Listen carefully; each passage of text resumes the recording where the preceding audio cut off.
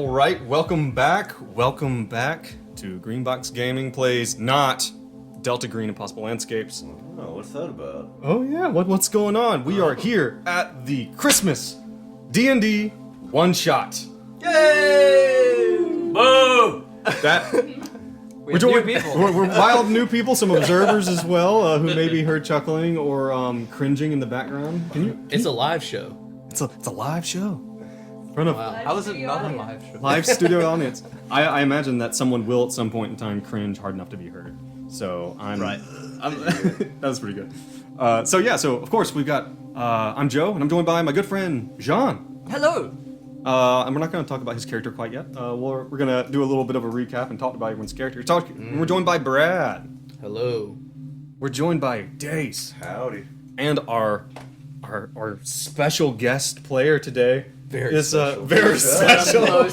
Very special. Boy. Is someone that we've talked about on the podcast. You might not have known that, but we have talked about you. And the special chaotic energy that you bring, our good friend, Robert. Hello! He's already merged with this character. Him and his character have already become one. So, guys, it's been 2 years. It's been 2 years since we last got together. Jean was not with us at the time. Nope. Before, when we did the holiday one-shots, we did them at Thanksgiving before. But it was me, Brad, Dace, and Robert. And but now we were joined by Jean. I can't remember. This might have been the first serious D&D thing I did. I can't remember. Did your campaign come before this? Ooh, I think so. Okay. Maybe Was wrong. Skystone? Did we start? Did you do your Skystone? That was campaign after this. After we started doing this. Yeah. Was it Enterprises is like in conjunction with the one shots? Okay. Wasn't It's in the same world. it? Yeah. It's in the same. It's a homebrew world. Okay. So it's in the same thing. I mean, time wise, Yeah. doesn't matter. Yeah. I got you. Yeah, What's the lore?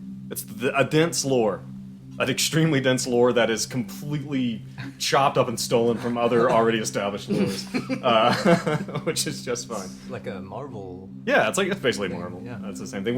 That's right. We're just as good as the MCU. No! Absolutely no comparison. We are so much better. We're probably better now, actually. Absolutely. Better production quality. Better storyline, Better characters. everything, yeah. CGI is out of this world. Our CGI is just whew, so good.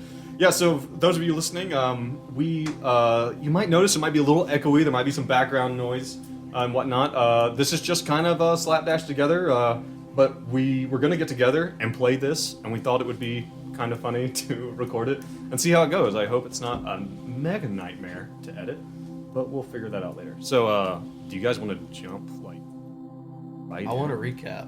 You want to recap? I want to recap. Yeah. Okay. Yeah, actually. Yeah, we can do I that. need a recap. Did you? Oh no! I never actually don't know gave you the those. recordings Yeah. of the other ones. Oh Yeah. man, So, me That's on and me. our listeners. that's right. Yes, for We need a everyone else, recap. and especially for Jean, who's now and here the playing, live audience. and our live audience. We need a laughter sign.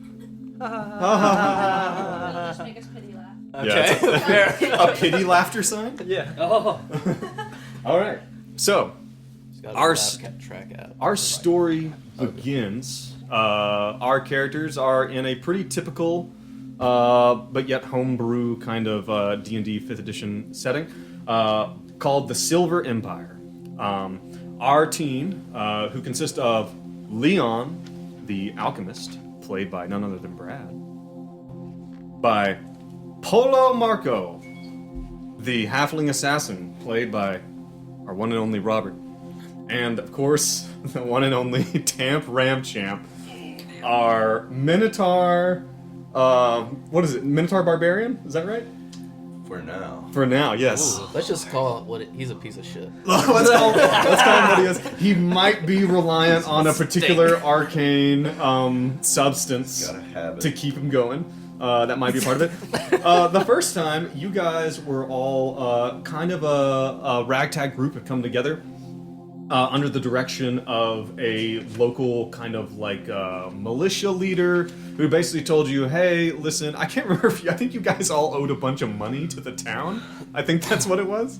And basically told, hey, we'll forgive all of your parking tickets if you'll go and figure out what's going on with the caravan route through this forest. You guys went in there and stumbled upon this interesting kind of druidic figure by the name of only Bill.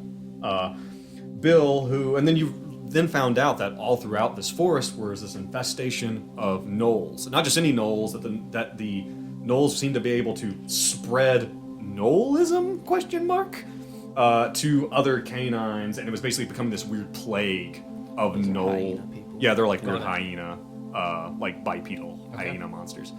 You then found out that Bill was not just a druid; he was actually a bit of almost like a demigod level character, and that the forest was Bill.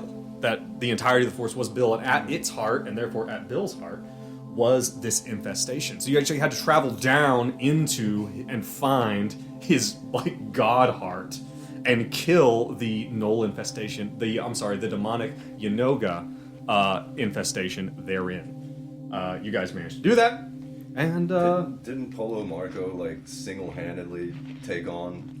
yes, Polo Marco, our wonderful halfling. We'll talk about the characters here in a second. Our wonderful halfling assassin basically buzzsawed through the center of one of these giant gnolls. There's like no tension at the end. Yeah, just right through. Unleashed him. You just wind him up and let him go, man. Which is just because assassins are so powerful. He's very good at one thing. in 5e. He's very, very good at one thing. Oh, that's about it. Yeah. So then the next year when we came back and we did it again, you guys had found yourself in a little bit of different situation. In the meantime, Leon had set up an alchemy shop, right? Yeah, an absinthe bar. At his- and I think actually the Bill gave all of us something. Yes. And one of them, he gave Leon like a spriggin that like that he can make absinthe out yes, of. basically. Yes. I don't remember what he gave y'all. I'm pretty sure Tamp just asked for arcane. Yeah, I'm sure Tamp just ended up with a bunch of drugs. Which he immediately did. Yeah, which he just consumed. It's like the cliffhanger is like we didn't know if he OD'd, but we didn't know if he'd be back for the next year. Yeah. And then Polo Marco got introduced to a family of red caps. Yes. Who he went off and joined with murderous, Murdered millions. chaotic, evil murder gnomes. I had to earn my red hat. That's Yes. such a happy ending. It Isn't is. it? That sounds perfect. It's not the family you're Polo? born with, it's the family. Family you choose. That's right. What's a little murderous gnome? So the next year, we came back. Leon had his shop. Polo Marco, I believe, was living in a doghouse in the back. That is correct. And Tamp, in the meantime, with that vast trove that he had, he took the last bit of the last gold coin to his name, bought a lottery ticket, and hit it rich. And then won the lottery, which then caused all of his Minotaur cousins and extended family to all come out of the woodwork in order to try to squeeze money out of him. Which then created basically a situation where there was basically a trailer park all around Leon's shop. Really increased the property. Yeah, value. really messed with the property value. That is classist, sir. I will not have that slander against my family. I don't even think Tamp likes his family. I don't think so. No, I believe there's a plethora of illegitimate children from Tamp. Yeah. Then they were summoned to help another character, another entity with another problem, recommended by Bill after all the great work they'd done by him. They actually were summoned into an extra dimensional space to assist Rolf. Rolf, who is an artificer, kind of like Also demigod type. also basically a high level character, who basically told them, hey, I can't tell you why necessarily, but I kind of need you to go fix something for me, and I know I could do it, but I can't go there. So and they didn't ask any questions. They just went. Wow. He was a likable guy. They went and they found themselves in this giant underground cavern. A cavern that's so large that basically is the outside. In what appeared to be, and here's the thing, and keep in mind, like taking the meta knowledge out of it, to them, they're a bunch of fantasy world characters. They don't know what World War II trenches look like, or World War I trenches look like. They don't know that they didn't know that this giant metallic machine was actually a piece of artillery, a piece of dwarven artillery. And they find that they are at this giant battlefield where there's no one left. and they start searching around. They find this big temple. They're like, maybe we should go in there, and they end up actually alerting the dwarves to their presence and basically getting an artillery barrage called in on themselves and have to escape that, which was a lot of fun. They then find out that within the temple is this kind of grand story about how Rolf himself came in and actually created, basically came in and was supposed to help these two great houses fight each other, but all he did was give them the same weapons and just created an even worse situation. Just an arms dealer. Yeah, he basically is an arms dealer. Okay. But he's like worshipped as a god of modern Yeah, technology. yeah, basically. yeah. And then he basically made the situation even worse, and then left. But they had one of his students had stolen a piece of equipment that's very important to him.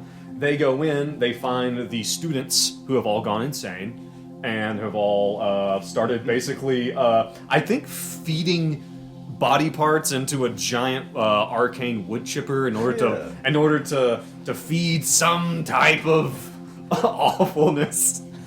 It doesn't really matter at this point.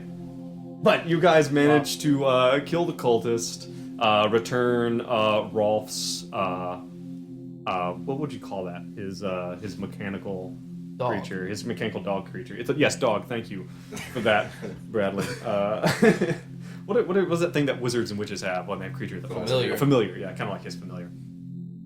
And at the end of that, Rolf basically said, "Hey, I'll do whatever you guys want. Like, what do you want? I want to reward you."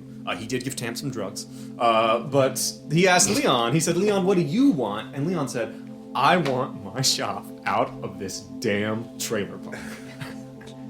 And he said, "Great. Where do you want to go?" And I believe Leon's response was something to the effect of, "Straight to the tippy top. I want to go to the capital city, to Highwall City itself." And oh boy, did he oblige. You guys found your shop having crashed into the middle of what is essentially Times Square of the fantasy world. And I believe the last thing that was said as Leon switched the sign from closed to open in the middle of the chaos of a building suddenly appearing where there once wasn't one. Just, "The Polos is open." Roll credits. Roll credits. So that's where it was last time. So, on that note, real quick, let's hear a little bit about these characters. We'll start with Leon. Tell us a little bit about Leon. Leon is French, Is that it? and that's basically That's it? That's his personality. That's his It's so French. Okay, we do have some he French also, listeners, so let's I be guess cool. basically he's selfish and just wants a lot of money, specifically to run the best absinthe bar in the world. Yeah. He's an entrepreneur. Right. Okay. And Why does he hang out with these guys? I don't think he wants he to has- anymore. I think Shout out he to originally thought he Within could the use them, circumstance. but How'd that go? after 2 years, I don't know. We'll see. Right. I mean, he's using Tamp. Tamp's the dishwasher. Yeah. Oh yeah, Tamp was a dishwasher, that's right. Yeah. Match made in And heaven. Polo is like I thought maybe his son, Yeah, adopted you son. know, you can't leave me. An adopt- It goes between like adopted son to like pet. A pest. Yeah. There's a weird dynamic between Yeah. Leon. You have Okay. some themes, Brad, between your characters. Yeah, you tend to collect. Oh, That's so true. All right, well, let's hear about Polo Marco. I didn't even see the. Tell us about Polo Marco, Okay, Robert. all right. So, Polo Marco, he is a halfling. He's a halfling, and he has a baby face. So that's where he gets in. I didn't know this. He This looks is like. new to me. Does he just look like a child? It's so Yes, he disturbing. looks like an innocent child, you know, and this loving, caring infant. So that's how he slips in. But This is struggles. not the vibe I was getting. No, he's very loyal to his friends, you know, his Okay. family. Very Chucky vibe. Yes, like Okay. if you're within his good graces and he's with you, he'll die for you. But if you're not, he's just he'll murder you. It's- He was What would you say? What would you say Polo Marco's primary motivation is? the redder his cap. The better his thing. The more blood. Yeah. Redder the better. More blood. Just So blood. he's just basically a void that is only filled by murder. Pretty much. With no H has- personality. He wants to fill that empty hole in his soul. You gotta fill it with something. Okay, and of course, what? And don't tell us about necessarily what's happened to Tamp since then. Okay. Right. Yeah. Well, what about Tamp? Well, tell us about Tamp. Tamp is a barbarian minotaur. He was inspired by a meth head that we grew up with. That for some reason, my dad kept hiring to do odd jobs. Awesome. What else? This is kind of funny. I was just looking at his stats, and despite being a minotaur, he's 5'10" and 140. No, because I think it was because he was so strung out, right? Yeah, he just like, something happened to him. Yeah. That's him in a nutshell. He's just he's a meth head. He's a meth head. Well, we kind of have borrowed arcane, which was a magical drug. What's that? From NADPOD, right? Yeah, Like, that was from something NADPOD. they came up with that we always thought was really funny. Podcast. Yeah, great podcast, great.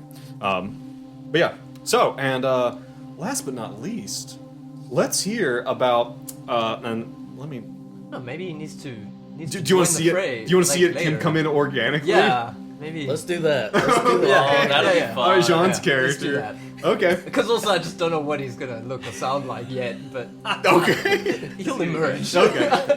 Right. tends He to doesn't have emerge. stats, character sheets, anything. I'll roll We'll just see what happens. Looks like he's rolls dice. An elf. Are Yep. you proud of how seriously we've treated this world that you've created from scratch? Here's the thing, like there are parts of this world which are really grim, and you guys are just like this bright, shining, like little blip of just you guys are just enjoying yourselves. I think that's great. So, Sure are. let me actually set You my- didn't answer the question. I did not. Let me actually just set a timer here so I can see how long we go. All right, last time, the last thing that happened was that Polos, which was Leon's shop, crashed into the middle of this giant square in the busiest city, on the busiest street, probably on the entire planet. So, real quick, just polling everyone here. Do you think there would be any problems if something like that happened? D&D, that shit happens all the time. It happens all the time, right? Yeah, I'm sure. Especially in the busiest city. Yeah, right. I'm sure they don't have rules about that kind of thing. You know. Pedestrians in this world? We squashed them. That's Couple- weird. yeah. Even in fantasy world, there are pedestrians. Not in that particular area. Not in that anymore. spot. How many people would If you there's say? if there's no body, how can they prove someone died? That's my question. Well, that's the thing. They can still count them missing. In fact, in the biggest city in the world. In fact, they can say that 7 I'm were already- were for sure killed. 2 this is bullshit. 2 were wounded, and 4 have disappeared into probably a transdimensional void. So that happened. Fuck. Needless to say, the chaos on that day, which we're going to go with canonically happened 2 years ago.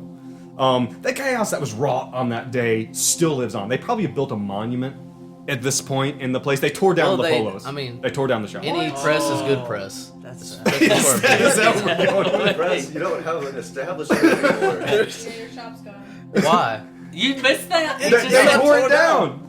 They tore it down. I wish you guys could have seen his face. Disappointed. The shop is gone, man. I'm sorry. It's like, well, here's the thing. You don't necessarily know that because you guys have been in prison for the last 2 years. Oh, Christ. So you haven't seen it. But there's a lovely monument. It's very nice. Very tasteful. a monument. Yes, not to you guys, Not to the people to who the died. restaurant. Okay. No, to the people who died. So, okay.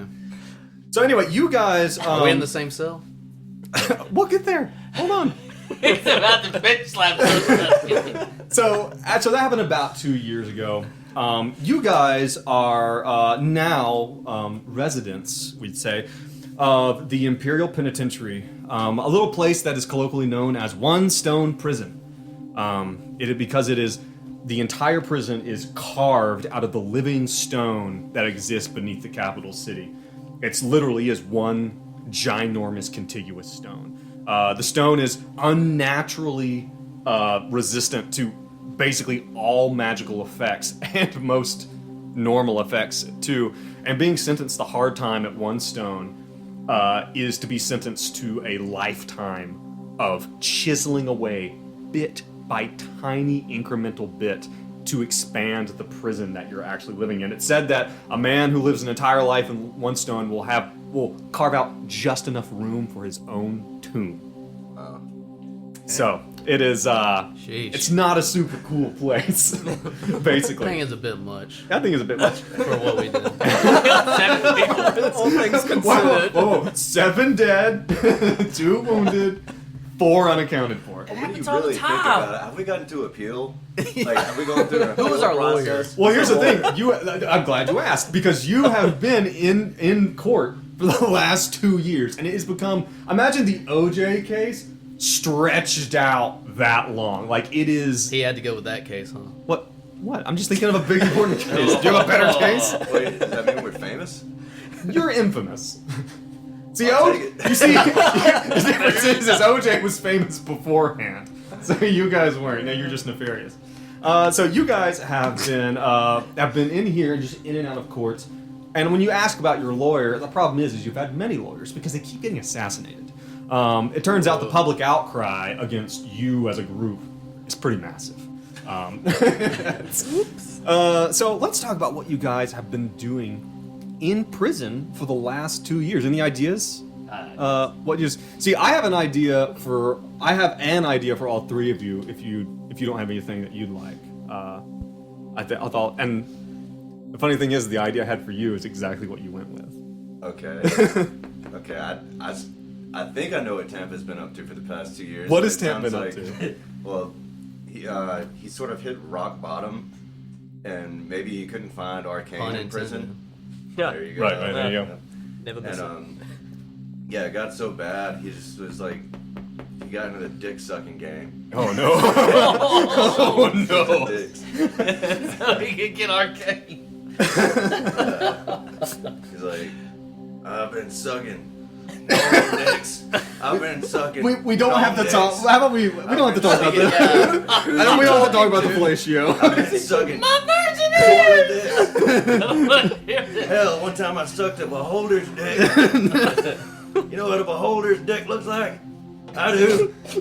Well, let me tell you something. When I was down there sucking on that slimy pecker, there weren't no beauty in them eyes.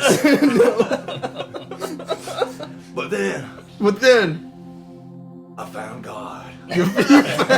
Tamp found I God. got clean. He got clean. I was renewed, born again, Born under again. the light of the God whose name I wrote down on a note card.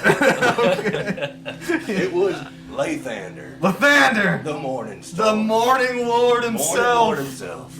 Oh man, God. So Tamp has found the Morning Lord. Is he like leading groups? And... Praise him. Okay. Did he get his GD yet? Like what's He's going been on? going to community college classes, Yeah. getting his life together. Wow. Is he put on some weight? Is he looking better? Does he wear glasses now? I imagine he's wearing like a pair of glasses. Hell yeah, brother. He's found the sickest pair of glasses. So effectively, mechanically, what has happened to Tamp? I've given him 2 levels in Paladin. Okay. Multi-class for the first time in my life. And I don't envy you because of that, because juggling that mechanically not easy. is a struggle. But yeah, well, cool. All right. Would you like to hear my what I thought about for Polo Yes. Markham? Oh dear.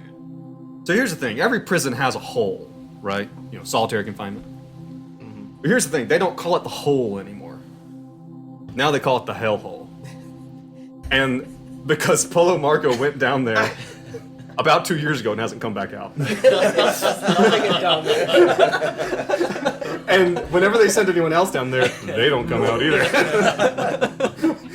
It's said that it's a bit of a swamp down there now. The problem is there's no water, so they don't know exactly what's going on. Who feeds him? I think they just throw prisoners down into there every now and then. Oh, it's like that scene from The Descent. Yeah. Ooh, that scene. Blood pool. Oh, I know what you're love talking it. about. Yeah. Ooh, that's a He's bad in one. heaven. Yeah. So how do you think Polo Marco has handled the last 2 years? They do like throw a line down there every now and then, and fish you out for court every now and then. He probably just sits there and stares innocently and dreams about his times in the hellhole. I mean, he's in his element. He's in his element. He's found his people. They give him people to kill. He's found his people that he can kill. Welcome. Come on there. No We'll have a monster. tea party. Sit down. he's like drinking out of human skulls. Yes, that is perfect. He has been enjoying life down in that. You know, The when he comes up to court, he gets to see, Leon. Mm-hmm. And, he gets to reconnect. Did you guys ever go down and visit the hellhole, or? Leon's probably like, have y'all seen Apocalypse Now? Yeah. He's probably like that at the beginning scene where he's like, he looks at his bar, he's like, what is this place called?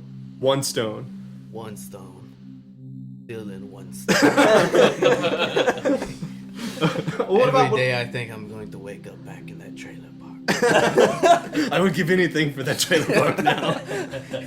You don't value the trailer park you have until you lose it. Yeah. That's Put what that they on a say. t-shirt. That's what they say. So what about Leon? What's Leon been up to? Basically that. Reciting the beginning of Apocalypse Now. Every Yeah. 2 years. Well, I mean, Leon is still an artificer. I mean, there's money to be made, even in prison. You know? Yeah, and then after he's gained the ability to, since he's level 7, to see invisibility. That's the big thing. Okay. And he got that from splashing his eyes with acid after seeing Tamp suck so many people's dicks. So he's going from brewing absinthe to brewing Pruno. In the toilet. Like, prison hooch, right? Yeah, He's just making toilet acid wine. toilet wine. Do they get any yard time? It seems like they do. No, there's no yard. No yard, okay. There's no yard. Sounds like this It is like shows. just straight. Yeah, it's just underground. straight down. Okay. So last. So here's the thing. If you were to ask anyone on the street, tell us about the day it happened. The day it all happened. The day that Le Polo's crashed, and they call you guys the Le Polo 4, right? But here's the problem. There was 3 of you. There's only 3 of you actually. I Tell me. wonder what happened to Rolf. What happened? Oh, Rolf didn't come with you. Oh, yeah. No, Rolf didn't come with you. Rolf seems smarter than this bunch. Rolf sent you guys ahead. Yes, Rolf did. But here's the thing. It turns out there was someone there. There on the high street.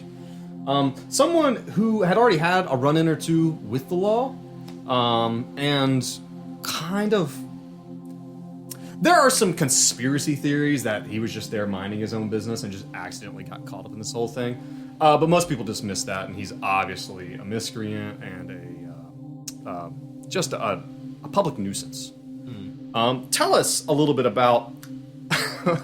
I might get the name wrong. Don't mess up the pronunciation. Is there a pronunciation issue? Yeah. Okay. Go ahead and tell us about. Is it Blaze Mc? Is it Rizzle? Razzle. Razzle. Blaze McRazzle. Blaze McRazzle. Tell us a little bit about Blaze Blaze. McRazzle. He's a smooth talking lizard, basically. He's been in the marketplace for a long time, and not on the marketplace, but in the literal marketplace where The things. town square? The Like, town right- square. He's been, okay. He's been in the town square. He's pretty much grown up in the town square, and he had a little shop at one point, but he What found kind it. of shop? He was selling all the oils that you need to make yourself feel better. So literally a snake oil. Snake oil. So, yeah, was selling his own oil. do they milk these snakes? Like his skin, every morning he'd like pat it down and then wring it out into these little bottles. And Was there sell it. crystals involved too? No. Well, because Blaze is a dragonborn, Yeah. a green dragonborn. Theory. In theory. There's some speculation about his origins. Okay. Yeah. Fair. Yeah. But he's pretty much a snake oil salesman, but he's also kind of elevated himself to being a bit of a thief, and he's kind of become a bit obsessed about it. Yeah.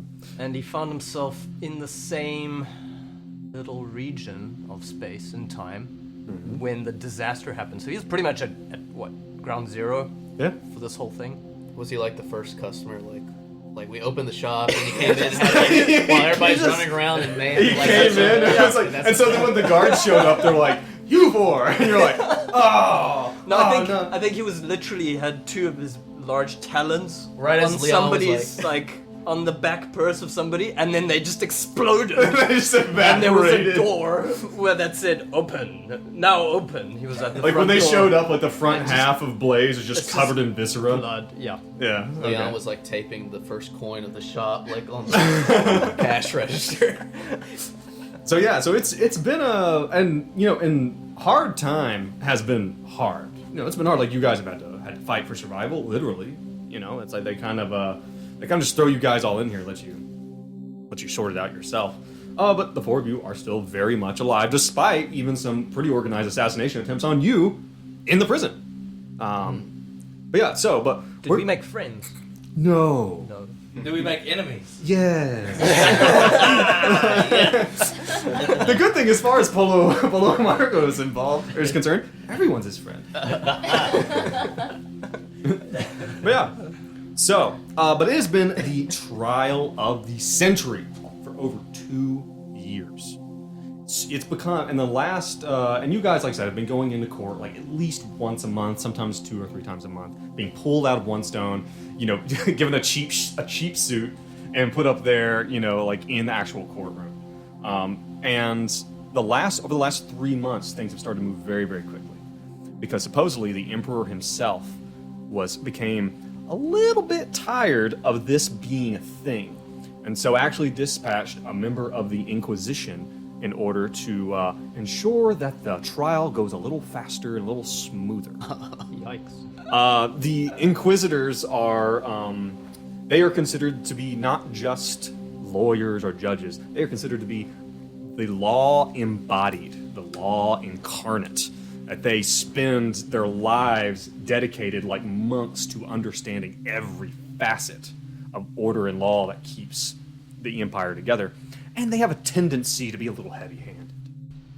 Because of this, they're Little empowered. Judge Dreddy. Yeah, look, think very I was about Judge to- Dredd. that's what I was about to- Think Judgy very Dredd. street judge type.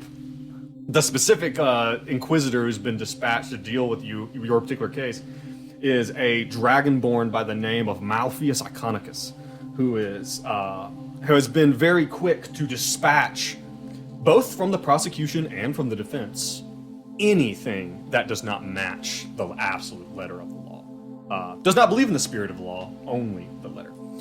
But you guys find yourself today, again, in front of none other than the Honorable Judge Phineas Biddlecreek, who is a gnome himself, and looks upon you all from his high chair, which has a booster seat stuck underneath it so you can actually see over the rail. And once again, he calls you in. As you guys are lined up there at the bench, like at the table where you sit before the judge. And by the way, the entirety of the, what do you call it, the audience, like for the court Jury? case? Not the jury, but like, the people who just observe it. Yeah. No one's allowed to sit there anymore because you guys have had too many knives thrown at you at this point. They just don't allow people in there anymore. You guys are very surprised to see as you come in. You're very surprised to see 2 people sitting there.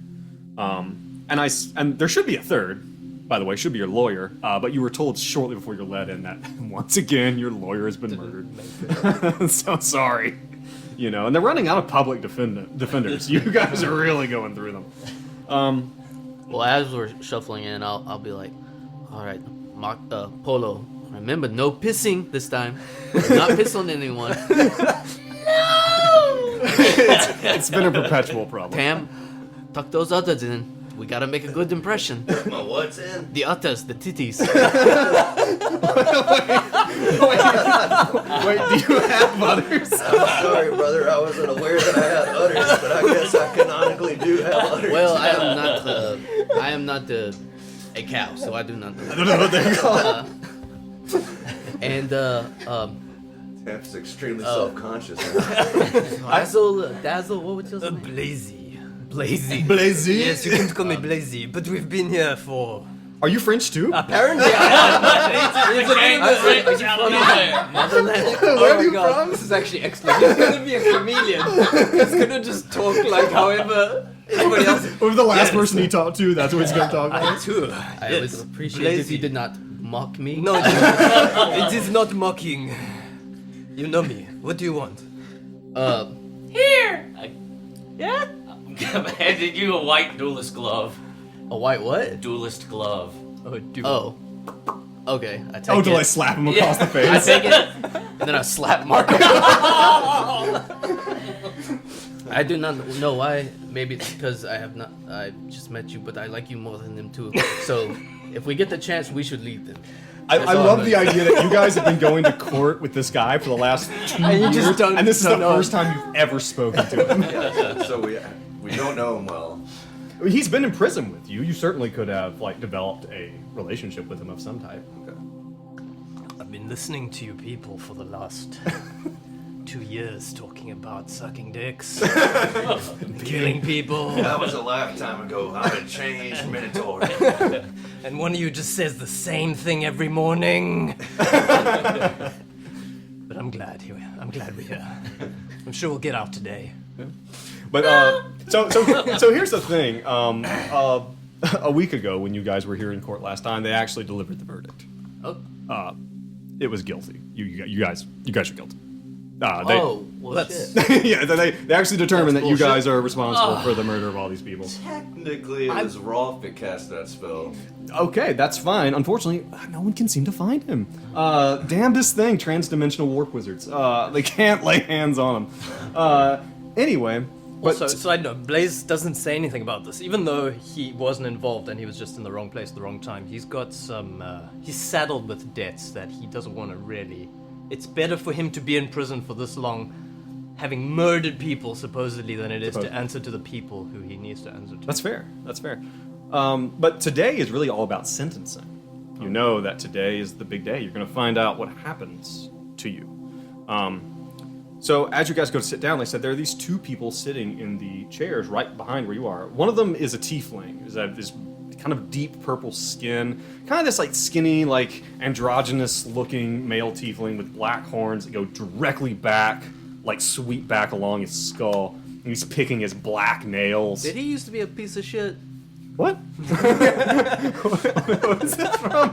Sloppy steaks. It's what? Sloppy steaks. Oh, the sloppy steaks. That guy. Oh, Slick yeah. back hair. Yeah. Slick back. He's picking his nails, and sitting beside him is a young man, a young human man by all looks, who looks to be wearing the cloak of a barrister or of a lawyer, but it looks like a kid wearing his dad's clothes. It's ill-fitting. It's obviously meant for a larger, probably more mature man. He's skinny and he is sweating so much. He looks miserable. Is this the lawyer? It is a lawyer. It's not your lawyer. Okay. And as you go to sit, and then the Honorable Judge Phineas Brittlecreek comes in. Everyone rises. Everyone sits. His first thing he says, as you guys are all sitting here, says, "All right, defendants. I see that that your reputation has managed to deprive the good people of the Silver Empire of another public defender. Great work. We'll just add that to the tally, I suppose. Unfortunately, we still have work to do. So we're going to go ahead and deliver that judgment now." And as he says that, the Inquisitor sitting in the Inquisitor doesn't have a place in court. And he's literally just been sitting in a chair next to the judge, very kind of pushing himself into that position. And the Inquisitor stands up. He says, "Your Honor, I am afraid that these gentlemen must have representation. It is not appropriate. You understand." The Judge Brittlecreek rolls his eyes theatrically and says, "I suppose at this point we can afford to delay another few days." At that point in time, The tiefling leans forward, and we'll say he pokes Leon in the back, with his long black nail, and says, "You have representation here. Tell them you have another lawyer." Excuse me, I'm about to be sentenced to death. Good day. If you do not want, trust me, you have friends in high places, Leon. I like this guy. This guy seems reliable. Smell him, Polo. Tell me. So good. He smells great.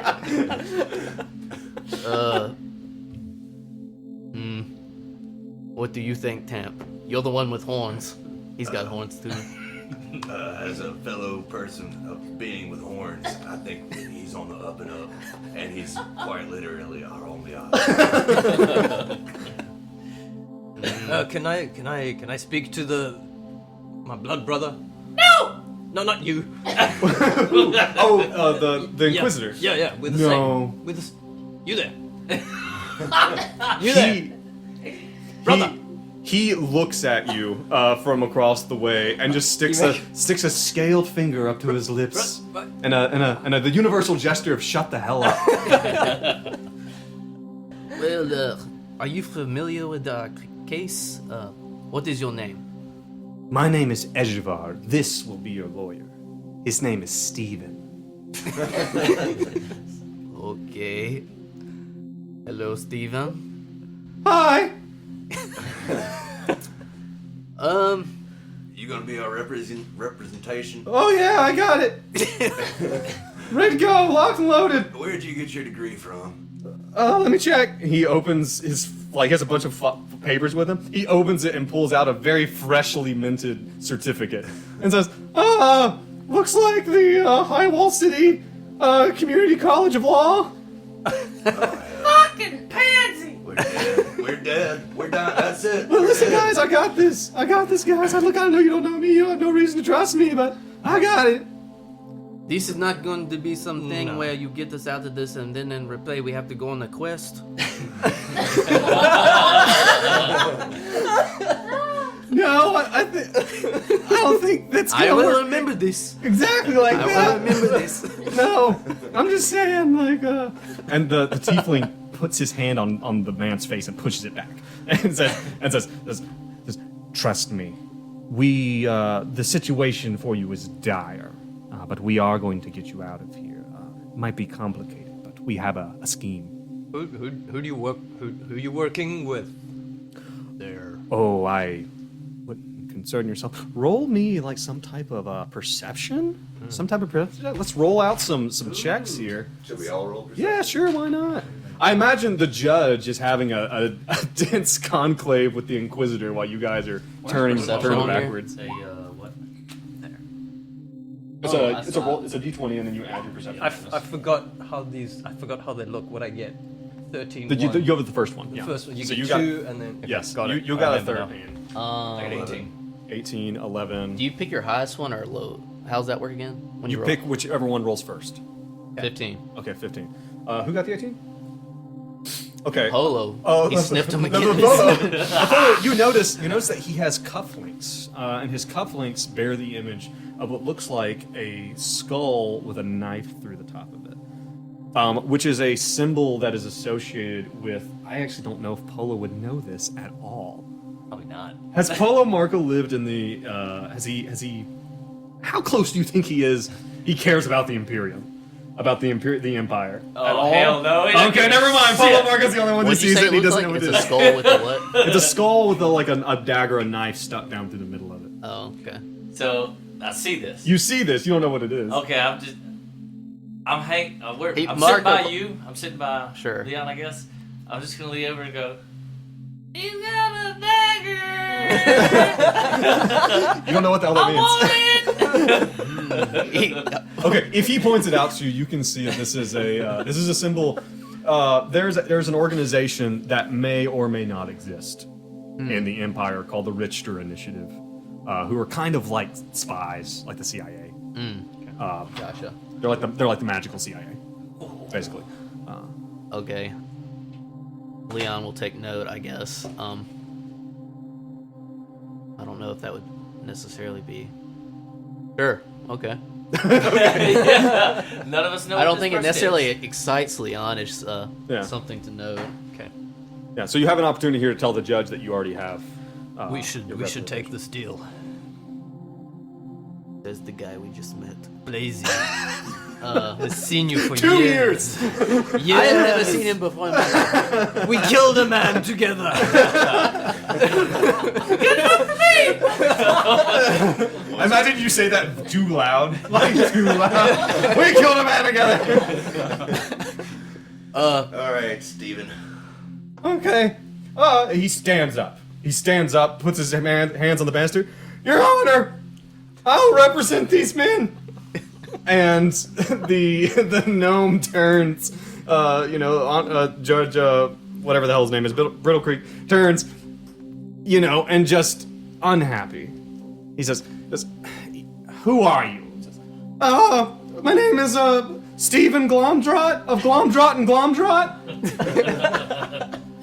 He says, the judge rubs his temples. He says, Mr. Glomdrot, of course, your father and your grandfather's name precede you, but I was not under the impression you were practicing law. He says, oh, yes, sir, I have a certificate right here. He's like, put that away. He's like, oh, well, unfortunately, Mr. Glomdrot, we are, the trial is over. We are here for the verdict, or for the judgment. But Stephen cuts him off and says, Your Honor, we have new information which I think would be very important to the case. And, if you would just give me a moment, and the judge smacks his gavel. And this is a gavel in a magical courtroom. When he hits it, there's a silence spell cast on the rest of the courtroom. And as Stephen just continues to talk, you can't hear what he's saying. He says, Mr. Glomdrot, this is no place for show and tell. We are far past that. Under no circumstance. But again, the Dragonborn raises his finger to the judge. Says, Your Honor, I am. The Inquisition is curious. Curious at what could possibly be interesting, and if the entirety of the law was to be read, we must hear all evidence to its fruition. I'm afraid I must insist. The judge again rubs his temples, looks at Stephen Glomdrot, says, and it lifts the silent spell and says, Mr. Glomdrot, this better be very, very good.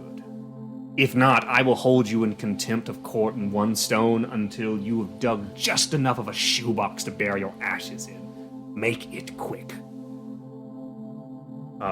Stephen Glomdrot, he comes up and he whispers to you guys, like, you guys are gonna love this. He says, Your Honor, my clients are the victims of some magical malice that he's cut off again by the judge. No time, Mr. Glomdrot, get to it. He says, right, Your Honor, I have these rubbings, and he reaches in his papers and pulls out like a scroll, and he unfurls it, and there is probably a 3-foot long rubbing of what looks like a stone with writing on it. He says, Your Honor, this was just recently discovered information that was actually recovered that was written in some of the annals of the Magus Domini from the original from Alexander Silver I at the founding of the Empire. And it specifically states in very clear language that any individual, any citizen of the Empire that is found to be enchanted or otherwise involuntarily involved in any magical malice cannot be held responsible. Leon jumps up. What? The judge, it takes a moment for his jaw to kind of him register that his jaw is open. He's like, what are you talking about, Mr. Glomdrot? The law says no such thing. The Inquisitor jumps up. I agree. The body of the law says no such thing. I'm certain of it. And Stephen Glomdrot says, well, it does actually. It's been lost. It's been lost for a long time. It's right here. And he takes it up to the judge, and him and the Inquisitor look over, and the Inquisitor's like, this is very troubling. This is very troubling. If this really are some of the lost works of Alexander and Silver I, then then the body of the law is incomplete. Where did you get this? He says, oh, we got it from the Irrigan Academy, and you guys know the Irrigan Academy is like this big magical university, like where all the biggest, baddest, mages and stuff go. He's like, very interesting. Well, as soon as we can get eyes on these tablets, I would love to. Then I think we might really have a case here. Steven says, well, it's actually, that's all we got is the rubbings. That's it. What do you mean you only have rubbings? You don't have where are the tablets? They're not lost. We know where they are. They're just really hard to get to. Where could they possibly? Where could they possibly be? They're in sorry, I have to get this right. The Sepulchopolis, which you guys know is the tomb city underneath Highwall City. Sepulchopolis. Why did you make up something more? It's a combination of sepulcher and copolis, which means city. A Sepulchopolis. necropolis? I literally can't say that word. Sepulchopolis. Sepulchopolis. Sepulchopolis. Sepulchopolis.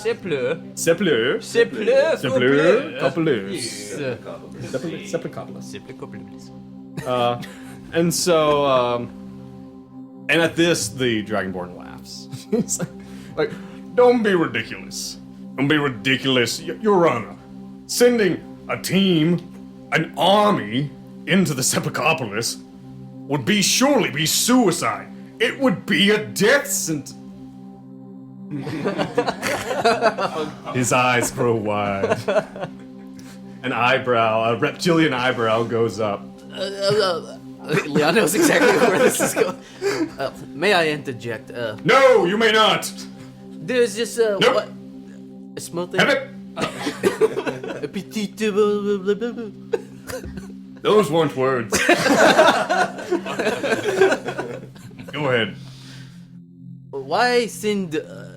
If this sounds like a dangerous spot that you need an army. We have an army. And he points to Polo. Throw me under the bus? This man has Yes. killed countless things. He turns to the judge and says, Your Honor, I think this is an excellent opportunity. We are duty bound to reclaim any part of the body of the law, if some of it is indeed down in the the tomb, the tomb city. Then we must. Then we are duty bound, and I would say, perhaps your judgment can be fitting. You are right. You are right, Inquisitor. My judgment is thus: you four are hereby sentenced to journey down into the Sepulchopolis. You will journey down to the location, the last known location of these tablets. You will retrieve them, not in part, not a rubbing, the tablets themselves. You will then return to the entrance of the Sepulchopolis, which I remind you only has one way in or out. You will then return. If you return without the tablets, your verdict, your judgment will be carried out then and there. If you die therein, good. Justice is served. If not, you will be banished to the external of the city, never to return to Highwall ever again. Do I make myself clear? Question? Who are you again? Blaze. Blazy. Blaze. Blazy Blaze. McRuzzle. He turns I've seen you every he week. turns to a bailiff. Has this guy really been here this entire time? I'm sure of it. All right, go ahead, Mr. Mr. McRizzle. Can the little mime not go? Just send the little mime. Mr. Marco. Yes. No, he's a part of the thing. Oh. Yes, I he believe can. we Question withdrawn. Stephen. Move Stephen. strike. Stephen. Oh, yes, Your Honor. Thank you very much. It's very just. You're very just and very good judge. Thank you. Sustained. It's not your time to do that. You don't ever do that. Yeah. Bad idea. You guys are taken. You guys are taken back to One Stone, maybe just for a few days, before you are re-equipped with everything that you came in here with, and are taken to the entrance to the Sepulchopolis. You're right, it is a bad word, but I like it. The the Tomb City! Does You guys the- are taken to the mouth of Tomb City. Does the two fellows, our lawyer and his, presumably the person that hired him to do this, like, Yes, with us? your lawyer probably does come with you. Edgevar, the tiefling, also comes with you, but always seems to kind of stay at a distance, kind of observing everything. Are we near them when we're being walked out? Maybe? Yes, sure. Can I poke around in somebody's pocket? No. Specifically... You're not that close. Damn it. Oh shit! So I'm not beside the tiefling. Well, like, we can say that at some point you are. All right. I want to do sleight of hand. I just That's what I want was to try gonna say. and pick off one of his little. The couplings. The couplings. Okay. Oh, Okay, nice. roll me your roll. They're probably magic. Good idea. They're undoubtedly magic. They're So D20 super powerful. plus That's it. sleight of hand. That's a 10 plus 11. That's 21. Okay, I'll say you're able to snatch some That was a 21. some Nice. mundane cufflinks. Yes. Nice but mundane. I was saying, I just take them. Not mundane. Now you can pretend to be part of this guy's order. Right, absolutely. You And can- it'll Now work. you can pretend to be a And part it of the will CIA. work. And it will sure. work every time. So, you guys are taken to the entrance of the Sepulchopolis. So, and here's the thing. I know Leon would probably know this. Leon being pretty well educated. And maybe, I don't know, is Blaze... How smart is Blaze? You had to give Blaze's intelligence a number. It would be 12. Well, okay. He's right. He's a sorcerer. He's not super well studied. I'm fucking smarter than you. Yeah. How is that? Yeah. This guy goes into charisma. He's a charisma guy, yeah. Charisma. Oh, Sorcerers are takes- charisma. You He's gotta- got Tamp. He's got glasses now. Well, what is your Plus one. What's your intelligence? It's still 8? Yeah. Okay, it's still 8.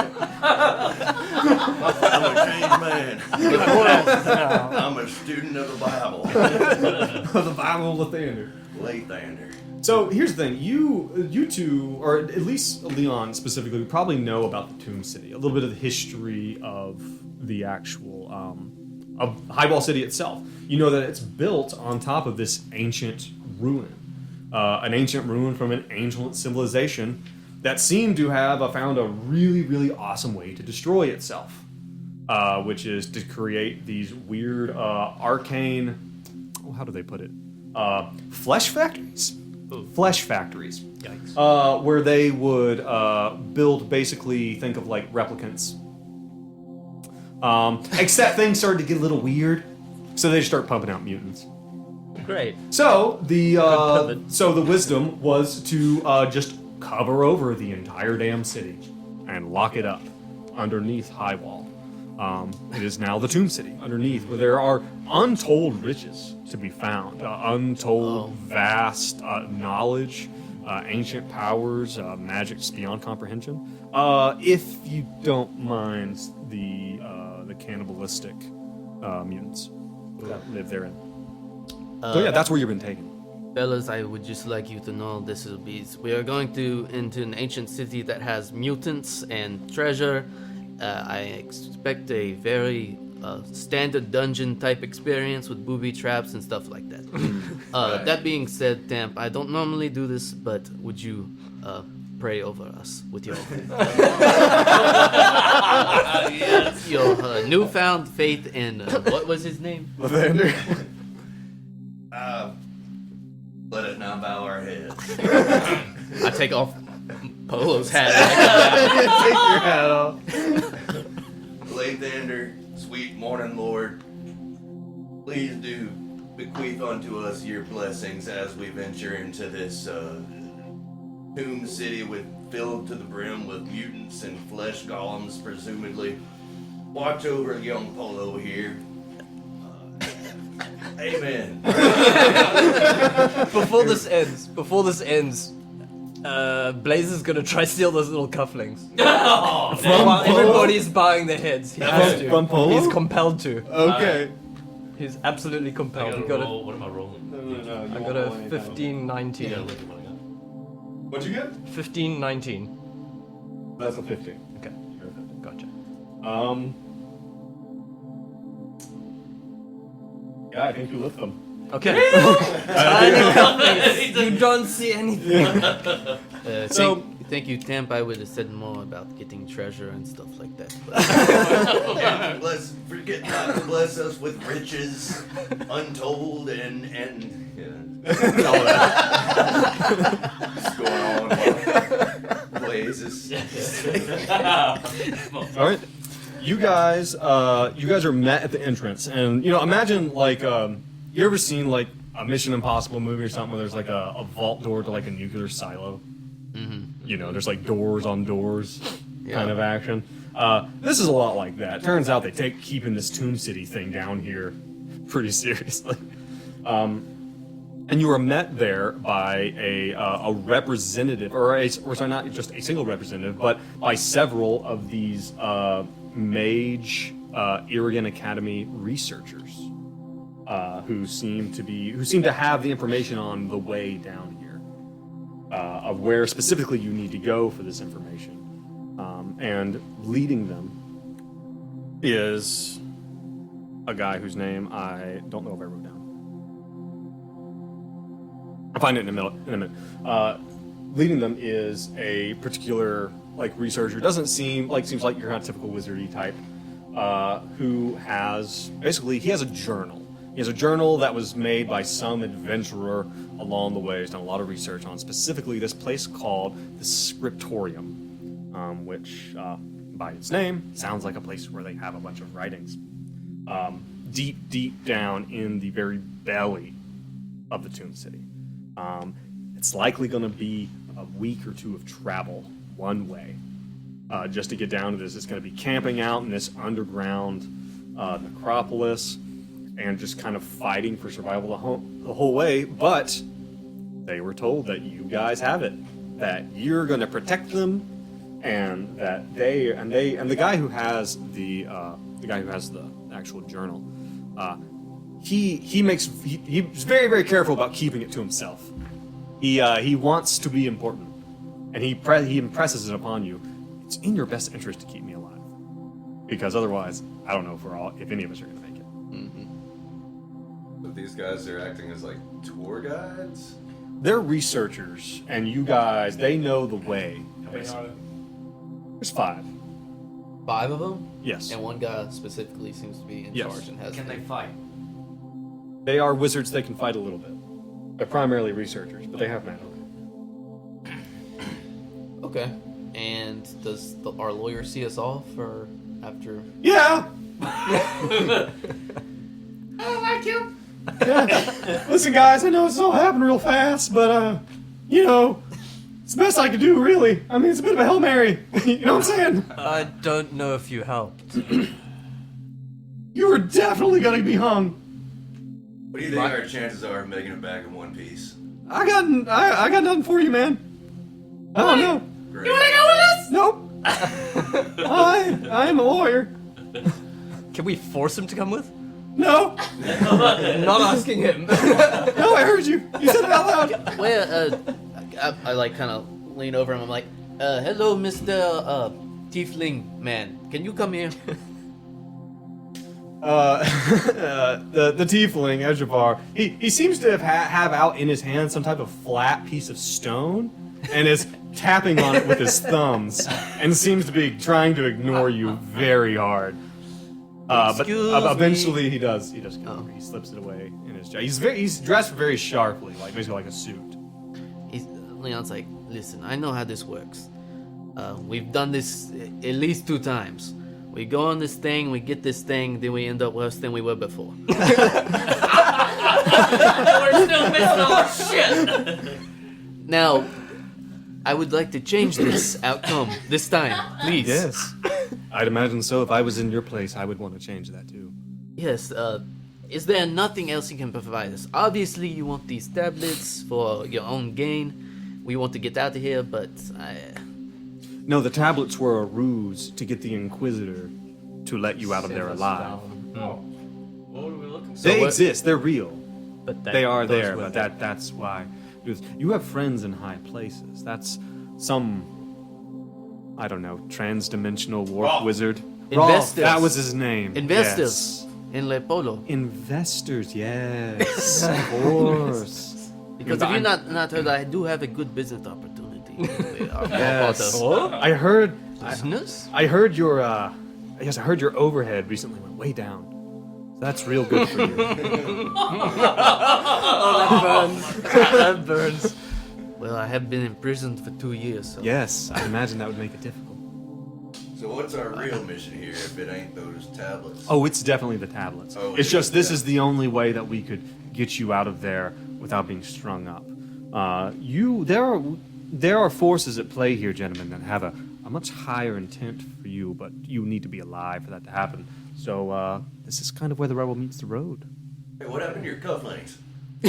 Shit!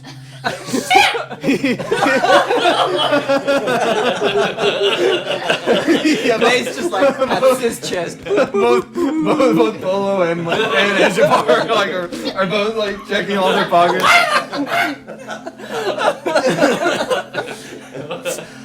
Before we go, Blaze is gonna make a suggestion to the lawyer. Okay. He's gonna cast suggestion. The spell suggestion. Okay. Can I just do that? You can. Here's the hold on. Let me I look want up. him to come with us. You want a lawyer who graduated from a community college I support this. to come with you. I need him with us. He wants security. See, yeah, that's a good idea. Body shield. That yeah, meat shield Operation type Meat thing. Shield. He's Yes. a piece of shit. Blaze is not a nice guy. Can I aid him? No. So here's the problem. No, wait, I have the thing. What is the thing? No, sorry, that's. Here's the problem is that this requires you to actually say some magical words. So it's going to be hard to do that sneakily. You can try to do that sneakily. You are surrounded by a pretty good retinue of people. So they'll notice that I'm casting a spell. Not necessarily. You can sneak. You can mean, try I'm your a sneak claim skill. insanity. Sneak that. Claim insanity. You're talking to yourself. Just having a chat with myself. This is a Having a ability check. check. I got a 12. A 12. Just mumbling to himself. Yeah, see, Jessica knows what's up. See that? She knows No right bueno, now. it's just- I'm gonna tell you, definitely, Ejapar, definitely 100% notices. That's an Okay. ability check, though, right? The sneak check is. Sneak, yeah, Yeah. stealth. So I could aid you. Can you? Oh yeah, because you have your shizzle because you Flash of genius. Yeah. Your flash of genius? You can use this feature a number of times equal to your intelligence modifier. So you can add his intelligence modifier to this roll. What is your intelligence modifier? It is Pretty high. It's probably a 3 or 4. 3. 3. So that'll take it to 15. All right, you were able to. You want to come with us, Stephen? You want to come with us? All right, let me. No. Can I Adventure. use your dice roller? I don't have anything pulled up. I've got a few needs. All right. See. What's that say? That's a 2. That's a 2. Stephen, you are coming with That's us. a 2 on his resistance roll. He's like, well, I mean, yeah. I mean, what if you guys, need like a notary public while you're down there or something? I take my lawyer everywhere I go. Yeah, I mean, Well, that's just smart. I mean, This is what? very important to the case. Last I'm time gonna- I didn't, I got put in jail Well, for you're, nothing. You're right. I mean, last time you did something as a lawyer, you got in a lot of trouble. Exactly. So, Come on it in. might be good if I'm here. I mean, I didn't prepare. I don't have a backpack. All we need you to do Supplies. is stand in front all the time. You Always lead the way. leading. Okay, I thought that you're getting outside the extent of the spell there, but all right. Okay, so I'll go with you, I guess. Okay, here we go. No bedroll. No provisions. No water. No spells. He's not a wizard, guys. I'm just a lawyer. Polo's gonna lean forward in Leon's ear and go, I'm gonna wear his eyeball. It's okay. You'll feel better after you leave. Here, take the snack. All right, here we go. Let's go, guys. All right, you guys begin to descend, and it is like for the first 2 days, it is very much. So the city, the tomb city, imagine it like an underground kind of like New York, almost, with like the same living stone that the prison is built out of was what this ancient city was built out of. Skyscrapers that go up 20 stories up into the inky blackness of the city that has been built above it. Every now and then there are, and the deeper and deeper you get, the more kind of creepy it gets, obviously. But it's like every now and then there is like a arcane street light that's like blinking at a corner. What's that? Okay. So no actual like inhabitants of No. the city. Okay. Ghost City. It's a ghost city. And, It's I was just looking at the duration of suggestion. 8 hours. So, at one point, he wakes gonna up with realize a suggestion, yep. and he just can't go back. He's fucking die on his own. Yeah, yeah, so at some point in time, keep in mind, so when you guys go in, they close the doors behind you. It's not like they're standing there waiting for you to come back. God. Like, they close the door, they're like, see you in 2 weeks. Yep, up Like- to 8 hours. Yep, and I think, so yes, at some point in time, you guys are walking, Steven's like, he's like, well, this is kind of fascinating, guys. I mean, oh no! Oh God! Oh, you don't need a lawyer down here at all! I'm completely out of my depth! I want to snuggle up to him and go, it's not going to be okay. Oh God! Yeah, he talks like that sometimes. I'm getting used to it. Okay, I guess I'll. You sure you don't need something notarized? Like, so he's terrified, basically. And even the researchers you're with, again, like these are primarily like academic type archaeologists, even though they have some type of magical powers. All their magical powers seem to be involved some way of supporting their studies. Like, they have they can cast light spells, and they have, two of them might have their notebooks floating around behind them as they scribble along, as they dictate things. And every now and then they stop the group and they want to look at something, which is pretty annoying. I don't know. Do you guys allow that at all? Do you humor that, or are you just like, no? That's probably enjoying just not being incarcerated Yeah. for the first time in 2 years. So yeah. Yeah, so it's- First time we're walking. And the roses in this case are mostly this twisting awful vine called razor vine. Oh, it's beautiful. Guys, come over here and look at this twisted awful vine. It's gorgeous. Yeah. So the head of these researchers, Dr. Richard Clarkmark. Don't look at me. So he has this journal. He's always looking at it. He's always like, as you guys are even traveling, he'll go up to like a particular, and there are all these kind of signs up in different places that look like they might have been street signs sometime, but they're written in this strange language that it's pretty difficult to understand. It's like you have to have really researched this ancient civilization in order to know it. He'll walk up to it and he'll reference his book and flip pages as he navigates through trying to get you guys somewhere. About 3 or 4 days in, and you guys are stopping every probably 12 hours to take a good rest. I'm gonna replenish my spell. As in this time you get to get your spell. And he's probably your every spell day slots back. suggesting something new to each of the other researchers. It's like, or you want just to Steven every time. go poop near that spiky bush. This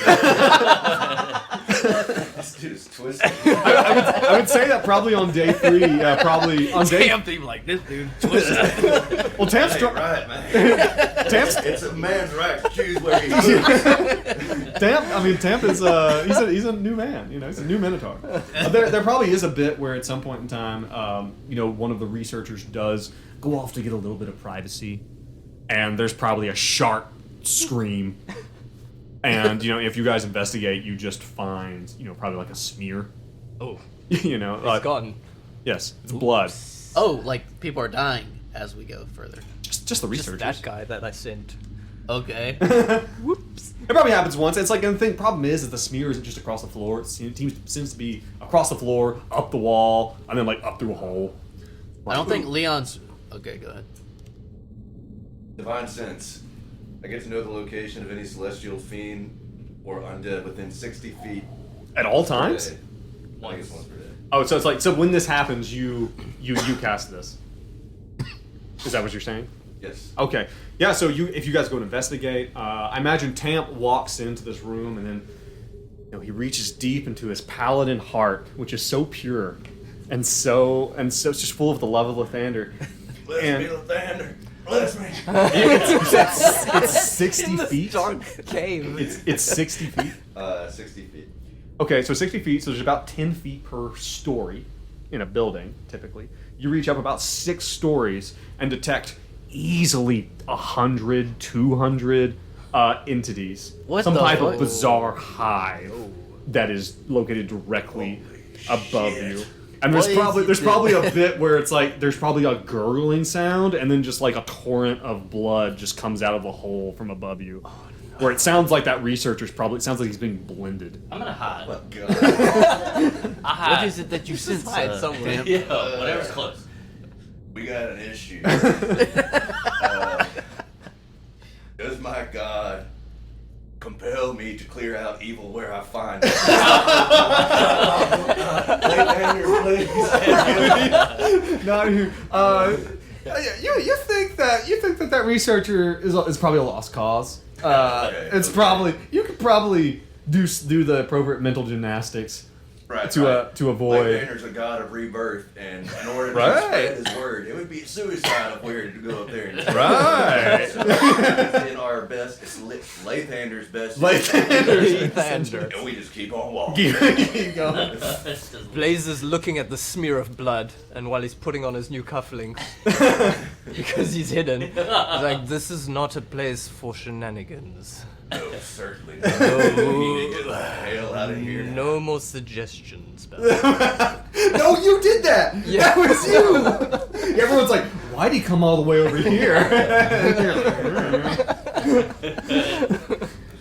Oh man. Okay, so and over the next few days, you guys probably lose 2 more of the researchers. One of them just kind of seems to get interested in something and can't seem to be talked down from it. Like, no, I have to go. Oh no, he seems to hear something or see something that seems to be calling to him. And eventually, one of you guys do a pretty good job of keeping him there. But at some point in time, you turn your back and he just walks off into the darkness and never comes back. These creeping vines, this razor vine, turns out little bit conscious.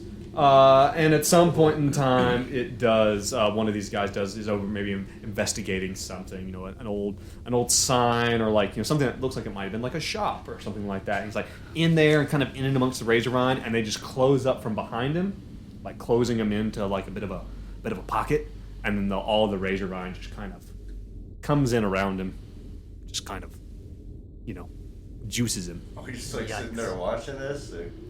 Yeah. Is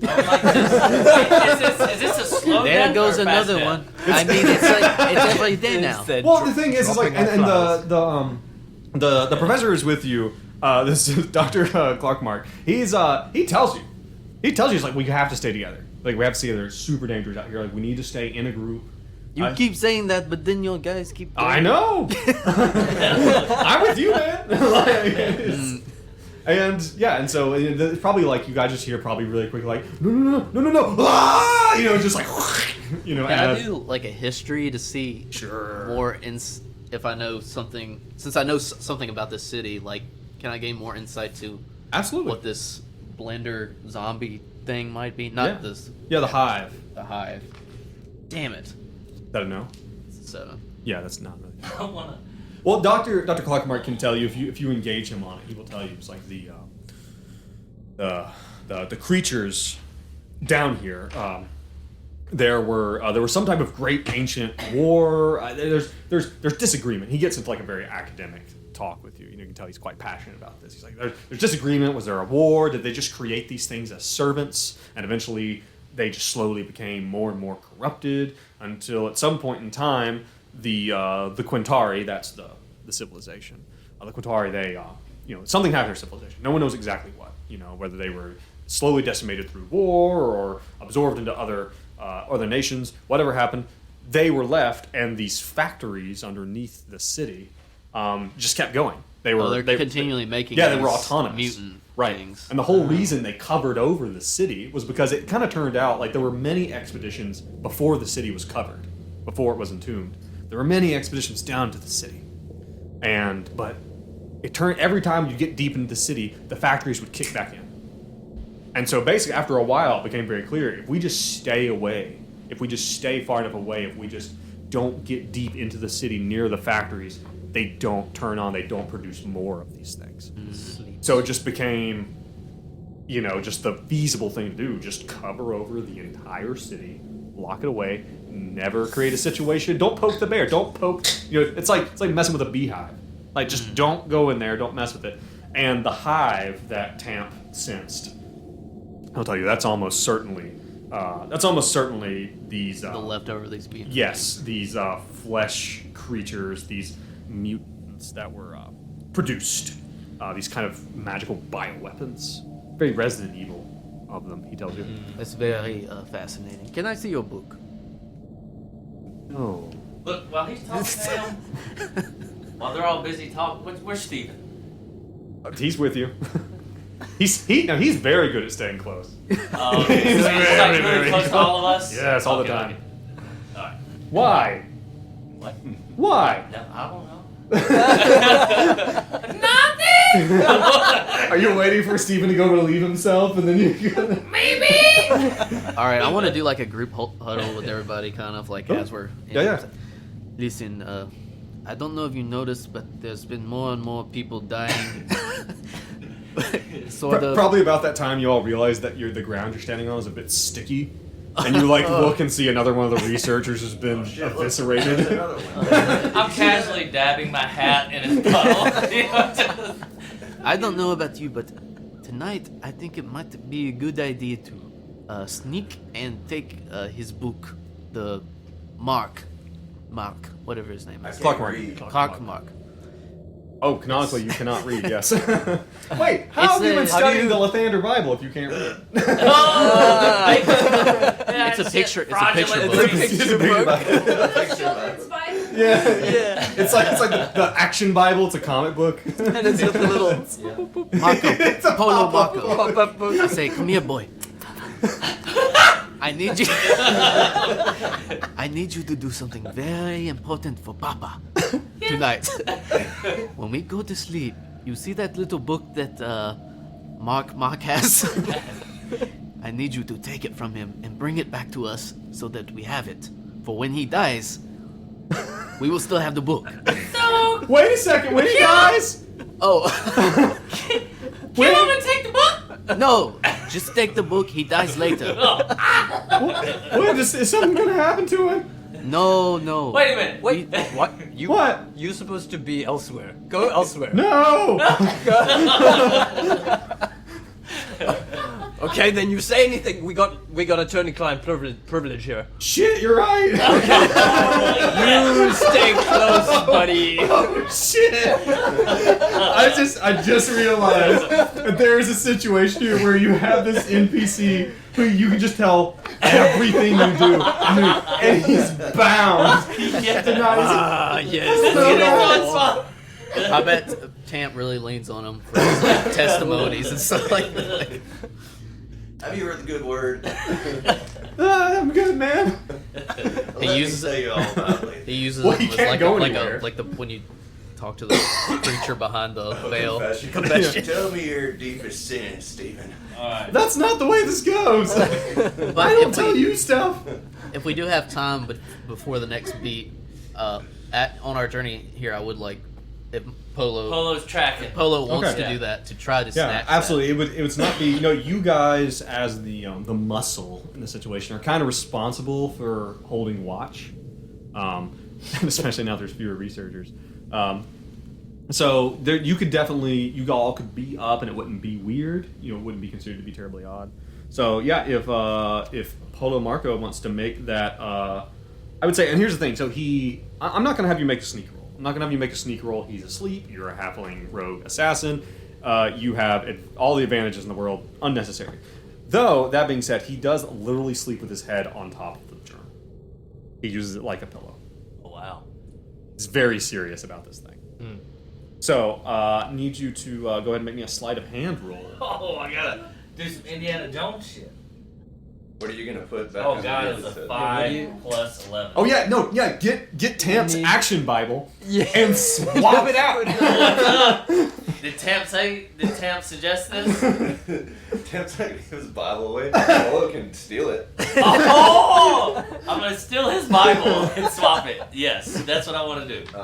What is it? Alright, so I'll against roll. my perception. It'd be against your basically 10 plus your wisdom bonus, which is your passive perception. So I do 8 plus sleight of hand or stealth. Sleight of hand. Okay, but before you do that, I also want to, if we can do like kind of a group thing, I want to detect magic to see if there's any like traps. Oh, this thing. okay, smart. All right. Okay, yeah, dude. So you burn one of your detect magics. You detect absolutely zero magic coming from this journal. Okay. Nothing of any type. No like magic booby trap thing. No, it doesn't seem to be. It's like it's not that he doesn't have like he probably has a wand and like a spell book with him as well.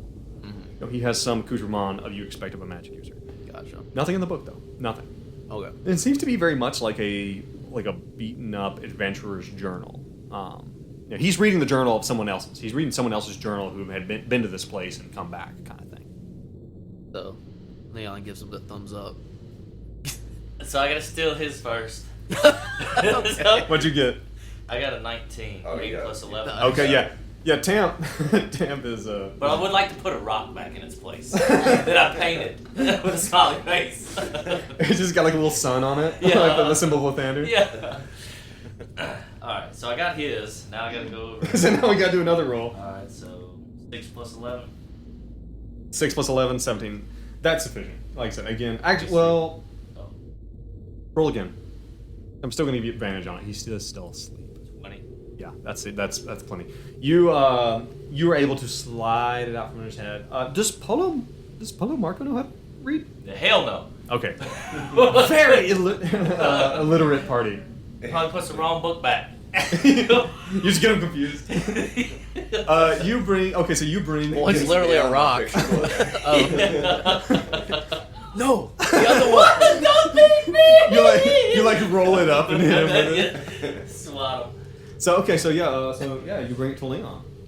Okay. I got the book. He's alive. Leon allows him to perch on his shoulder and gives him a kiss on the cheek, and then opens the book. The book is blank. Oh god. Oh. Not a single word.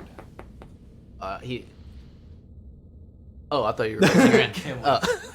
can we kill him? Maybe, but not yet.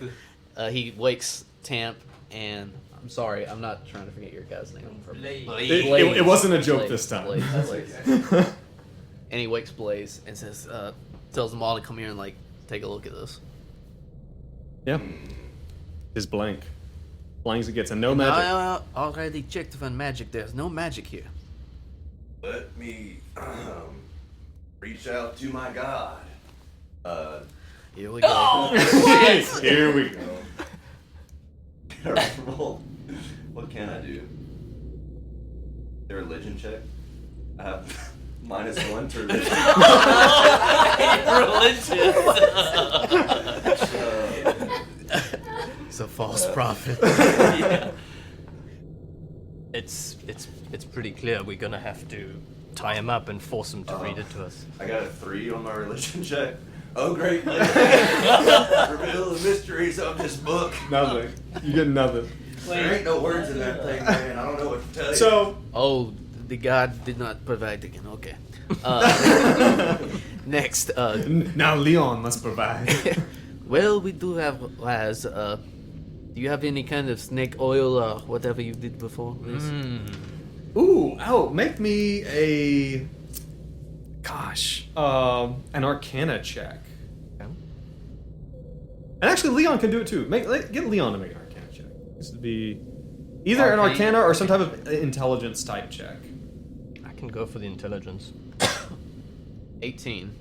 18? Oh, 20. No, sorry. That was my second roll. I got a 15 intelligence. Now that you think about it, this guy, Dr. Richard Clarkmar. He has these little spectacles that he wears. Oh, that was never And mentioned. they're colored spectacles, which is weird. It's weird that he's basically wearing sunglasses down here. But now that you think Polo about Marco's right. We do need his eyes. it, take his eyes. Already, hey, Polo just takes off. Okay. Gone. You better stop him. Did you tell him glasses, not eyes? I think he would get the idea. Alright. I'm shooting towards, Clark Mark. Dr. Clarkmar. Dr. Clark. Alright, so I get to Dr. Clark, and I stop for a minute.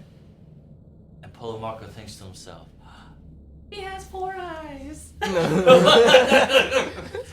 So he just decides to get the closest eyes. Which would be... The closest eyes. Is he wearing his glasses? I would say they're probably like around his neck or something. Oh my god. Oh, shit. Ta- Are they visible? Yeah? Okay, alright. Okay, Polo... No, since they're visible, he's gonna take the glasses. Wait, are you gonna try to steal Tamp's glasses? I didn't know Tamp. Like, yep, we're gonna go back and take Tamp's glasses. Same guy. At some point, I'm gonna take Tam's pants and take his pants and swap them. Alright, so I got a 16. Yeah. Nice. It's sufficient. You take Tam's glasses Alright, so we got and you 10. replace them with a rock. Rock with the sunshine. 2 rocks on his Alright, eyes while he's yeah. sleeping. 17. I mean 18. That's insane. Okay. Yeah, it's because you have the rogues, man. Rogues. Well, that's Rogues, plus man. my, I get a plus 11. Yeah. I'm No, on it's 7. amazing. Yeah. So you manage to take them off, and when you put them on, and if you take them over to Leon, and Yeah, whoever's that's got it, you put them on, and you see that now, yes, indeed, there are words. So, quick question: do you read Dwarven? No, common, elvish, giant. None of those are Dwarven, I noticed. Right. Hell, really have. We do have to keep them alive. I speak Draconic. That's, Give me that. There's. Give me that. It's kind of he like starts. He starts reading it off. That is not. And then Steven's like, I think it's more back the throat. Oh, do you know More than Dwarven? that, no. I Are just, you sure? Have you checked your Why? character I can- sheet? Ask Yes. Steven if he reads Dwarf. He does Yeah. not. I can order food. That's it. that in And I Dwarven. That's about it. I was this close to killing him after Wait a we minute. had this. Do we have any researchers left besides him? I think only I would say 3 you have died. 2. You have 2 researchers remaining. I say we wake one up and with Hey, can Blake you read was this? broken. Jessica's just like, why are they doing this? Well, I'm open to suggestions. I will but go get as far one. as I can see, these guys keep dying. They don't do anything for us. Yeah. Only thing that happens is guy reads the directions to where we need to go. That's how I see people. They're like resources, and you have to use them before they're gone. It's just, this sounds like Benedict talking. Psycho. You're playing the psycho this time. I'll go get one. Okay, you get him. So it I'm goes gonna in. hold a dagger to his throat. I like your gumption, little man. I like you. All right, so we go and get a researcher. I guess we're gonna be poking him. Intimidation. Gonna intimidate him. You're gonna intimidate? Yeah, give me Come an on. intimidate. That's Can a we do 20. something like you That's lure a 20. Okay, yeah, whatever means you wake him up and he comes along with you. Hello, willingly. friend. Wait, why did we wait? Hi. We're gonna get him to read this. Oh for yes, us. yeah. You speak Dwarven, of course. Let's find out. He was more telling him. than- Nope. I stab him in the throat. I stab him in the throat immediately. It's I'll already let there. him. I'll let him. Kill him. Yes, I just quick stab. I'll be Ah, like, fine. oh, that. Are you gonna? This one's a dud. So no one's gonna. You're not gonna. Okay, so no one's gonna stop this. No, I think he should kill him. I'm already I'm just. Okay. Deserves a So go ahead and roll me your Next. d20. Roll me your attack roll. I'm sure roll your attack roll with advantage because he's not expecting it. And you're an assassin. 11 plus. I guess we'll go with assassinate. Roll roll roll your dice twice. So that's a set. Yeah, you definitely got him. God, I don't even remember the rules now for what's your knife attack? Is my short sword is +8, 1d6 +5. Well, I had a dagger, so +9, 1d4 +5. Yep, and then plus your attack, your sneak attack dice.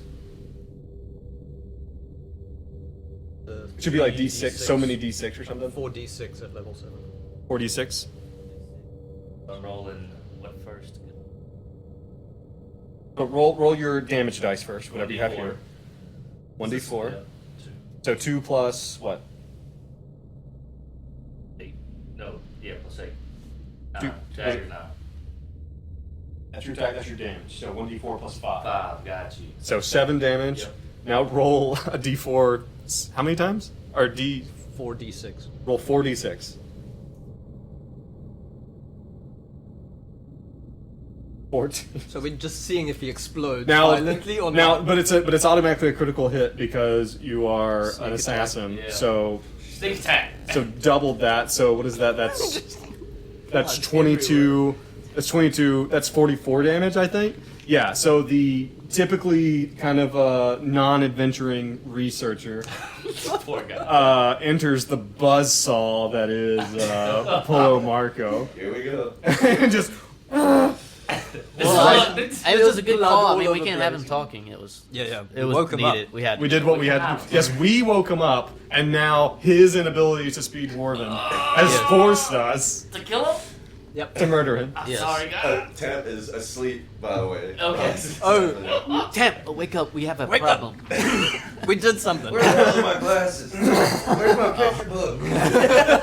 Why are there rocks on my eyeball? All right, so this kind of failed. I do not want to try again. There's but one more. True, but He's just gonna get eaten anyway. let's. Okay, let's ask him if he speaks Dwarven first, and then we can do this. We did! We can sort of just like wait for him to wake up and then make sort of a conversation. Yeah, What- let's do how that the does next. that- Let's do that the next day. I mean, we gave this a good try, but it didn't work. Reach out to him. Okay. Well, I gotta put all the book and glasses back, dog. Yeah, you do. I'm sorry, baby. Okay, you do that. You Okay, put them I'll all put it back. back. We're not going to belabor it. Yeah, we tried. It was a good try. Yeah, it was a good try, guys. It was a real good old college try. Do we need to chunk these up? Do we want to take Bodies. short breaks? No, not the bodies. The session. No. Oh, good. Do we want to do that? We can talk about it. Are Everybody you guys good? good? The bodies. Are you guys good? All right, we're chunking up the bodies then. Anybody break? Get some food, water. I'm good. Cool. I'm fine. Yeah, let's keep going. All right. So you eventually Dr. Clarkmark wakes up and is Double check recordings Yeah, I just did. Cool. Let me check mine. because they're flaky. Yeah. Sweet. At some point in time, Dr. Clarkmark wakes up and is mortified to have lost another researcher no. to this damn place. It's so Oh sad. my God! Whatever it was snuck into the camp. Blaze pats him on the back. I'm sorry, man. Oh man, he's like, that's This fine. happens. He says to his last research assistant, he's like, "Don't worry. What's your name again? I'm gonna call you Lasty. Don't worry, Lasty. Like, we've got you." About that time, you guys have made camp, and as he's waking up, you guys have made camp, kind of at this like this four-way intersection between a bunch of especially high buildings, all dilapidated, fallen in on themselves for the most part. And there is again one of these. It's one of these locations where you found this miscellaneous, still blinking light. And there is like this vague, like in like the razor vine. Some places you can cut up the parts of the razor vine in order to actually build a fire, which you've probably been doing in order to give yourself a little light. But you guys, as you are sitting here and kind of having this convo with Dr. Clarkmark, man, shame what happened to your researcher. Second lasty. Yeah. He was second to last. Yeah, second to lasty. And about that time, you hear something in the nearest kind of building. You hear this kind of I don't know what else to call it beside like a slurping sound. This slurping, slapping, growling, grinding, all at once. And we have to go into this building. This is where the Oh, you don't have to. It's just. It sounds like it's getting closer. Yeah. Cast Divine Sense. Oh, yeah. There's something coming. I'm hidden. Lots of little somethings, it feels like. Oh, lots of little something. Lots of little somethings. It's like the flood. It's like the flood from Halo. Should we go? Let's hide. Dude, yeah, like can't.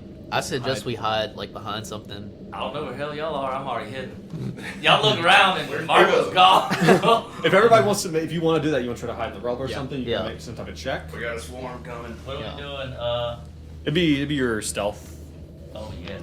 Yeah, Polo Marco is no problem. Yeah, there's probably definitely. Oh god. Can we A help world- each other, like to advantage? Get the whole group hidden, Yeah, including Lasty and Steven. and Steven. And Steven. Lasty and Steven are both going to need a help. I got a 30. Okay. you wanna Polo roll for Marco is gone. Polo Marco is gone, I got a and the 20. rest of you are not sure if he's alive. It's like- They just hear this weird giggle every now and then.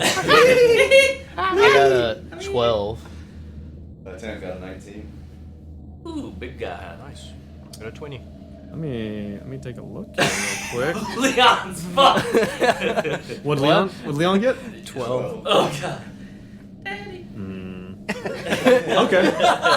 Come over here. So there is, you guys make it into the rubble. You make it into the rubble of one of these kind of destroyed buildings, and you see what looks like a swarm of something that is like about.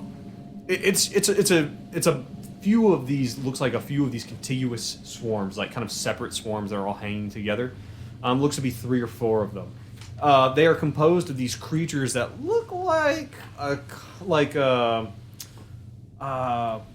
God, what is like a Cronenberg combination of cats and hands.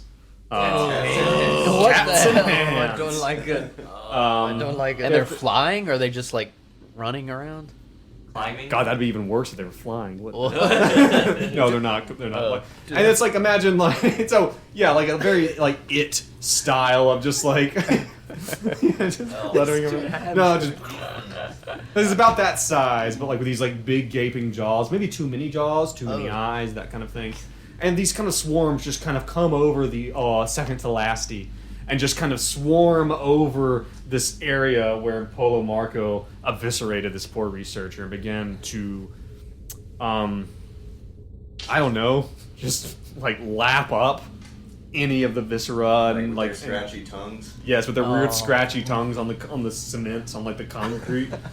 And as they do, like they like peel off parts of the concrete as they do.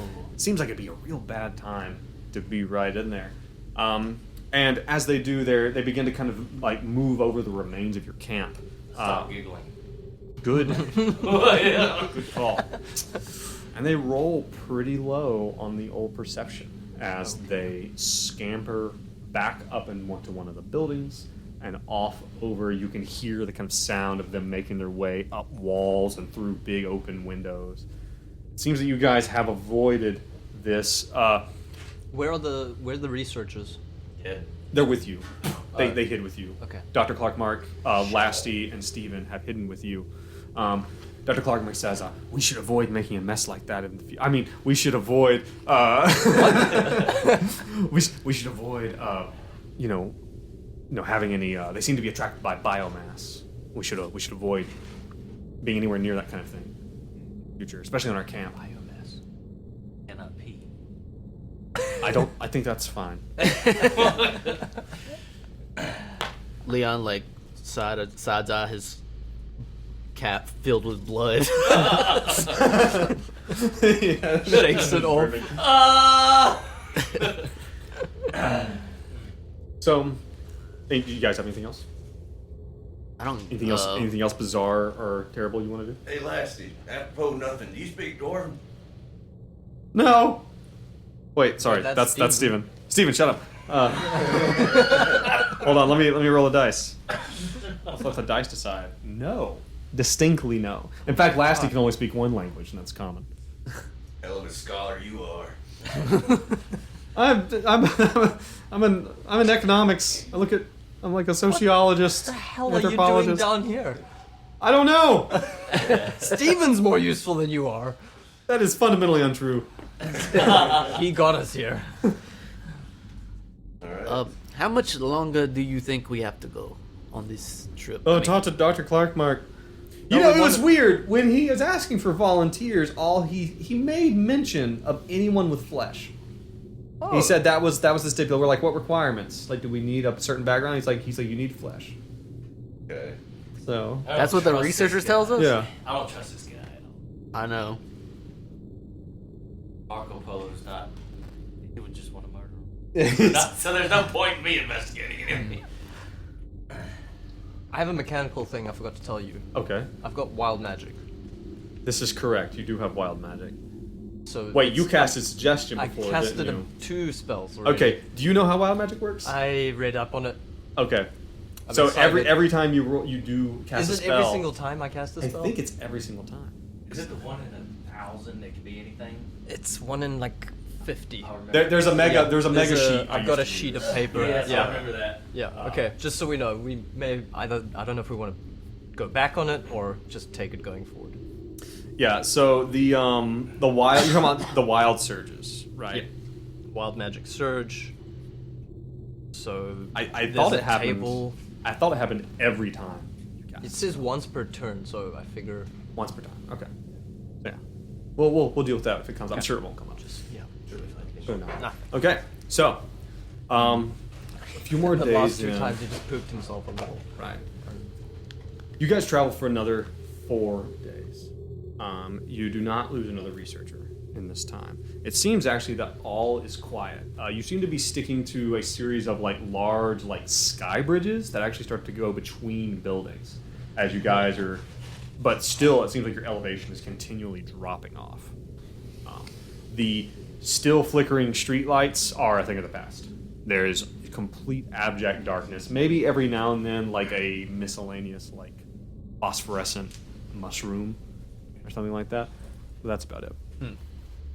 There is there's a bit where you guys begin to cross one of these sky bridges, and as you're going, Dr. Clarkmark, who is looking down at his journal as he's walking, he stops, and you all hear the same thing he hears. You hear something rumble in this, like the sky bridge begins to rumble underneath you. For a second, it feels like, uh-oh, is this thing about to fall with us on it? But it stops, and you realize the source of the rumbling as you all look off to the, I don't know what direction. You guys look off into the distance, and you see what looks like a series of smokestacks that are, and you wouldn't be able to see them if they had not just lit up with what looks like fire as smoke begins to billow out of the top of them. As you hear the sounds of monstrous machines you have to imagine that are beyond the scope of anything you could ever seen begin to crunch and grind in what you can only assume is one of the flesh factories that you've heard about off in the distance. Way off in the distance. Let's head towards it. Yes, go that way. Dr. Clarkmark, he flips forward a few pages in his book. He's like, we don't have as much time as I thought. He's like, we have to go. The scriptorium is we have to hurry. How do them factories know we're here? I have no idea. Great. Yeah. Look, I'm in the same boat as you, man. I'm not happy about it. I don't think you are. What do you mean? I don't think you are in the same boat. What's in that book? What's the instructions For what? for where to go? I want to see it. Let him see it. Yes, we all want to see it. Okay. What? Well, it's too late now. I mean, there's no going back. It doesn't. I mean, you're not gonna be able to read it. You don't speak word. Yeah, but you do. You're right. And he's gonna intimidate him. Okay. Give it a go. Say, I need you to. Intimidation. 16. Okay, let me roll a wisdom save. It's for really this. in all of our best interests that you tell Did us that what's roll? in that book. That did not roll. Hold on. In our best interest. Oh, okay. No, he rolled a 7.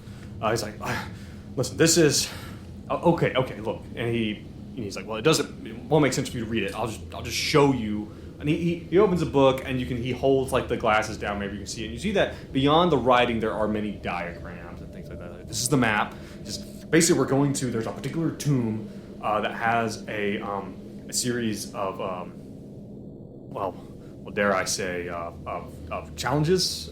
It's guarded by a creature. It's guarded by a creature, and that's where we're headed. Okay, penitent man may pass and all that. It's like that Indiana Jones. I don't know what you're talking There's a picture book I read once. about. Okay. Yeah, but it's like we're gonna go down there, and the tablets are in there. This book, is basically a kind of guide, that the composition of loads of research into how to overcome these challenges. And who is the author of this book? I think it's actually the name. He's the head mage at the university, who Joe can't remember his name right now. He's alive? Yes, very much alive.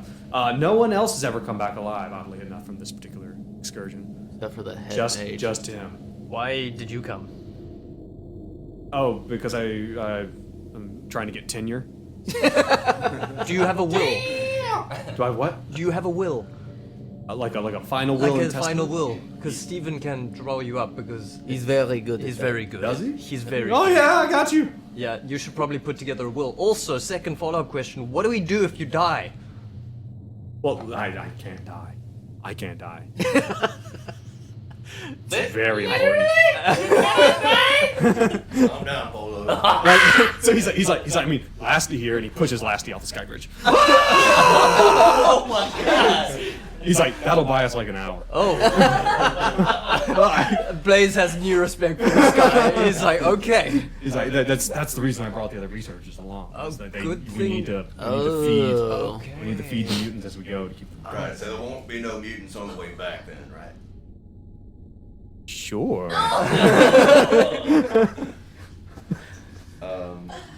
So it's a good thing we brought Extra meat sack.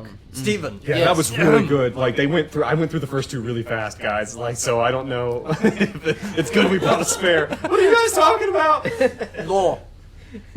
Wills. All right. Well, I say we hurry up to the spot. Okay. Okay. Shuffle along. All right. Can we go more quickly? Yeah, you guys. There's some mechanical stuff for that, but we're not gonna worry about that. We're not gonna get too caught up in the minutia of forced marches in Dungeons and Dragons. Put on the rucksacks. Put on the rucksacks. Let's go. So, you guys make it out, and as this factory begins to spin up, and these smokestacks, and you can see not just the fire from the top of the smokestacks. After a while, it appears the smokestacks themselves begin to glow with heat. And then as they go, you then see other smokestacks, like on the other side of you, and it gets to the point where this vague illumination over this entire part of the tomb city, and then We're like walking above it on these like bridges. on these like sky bridges.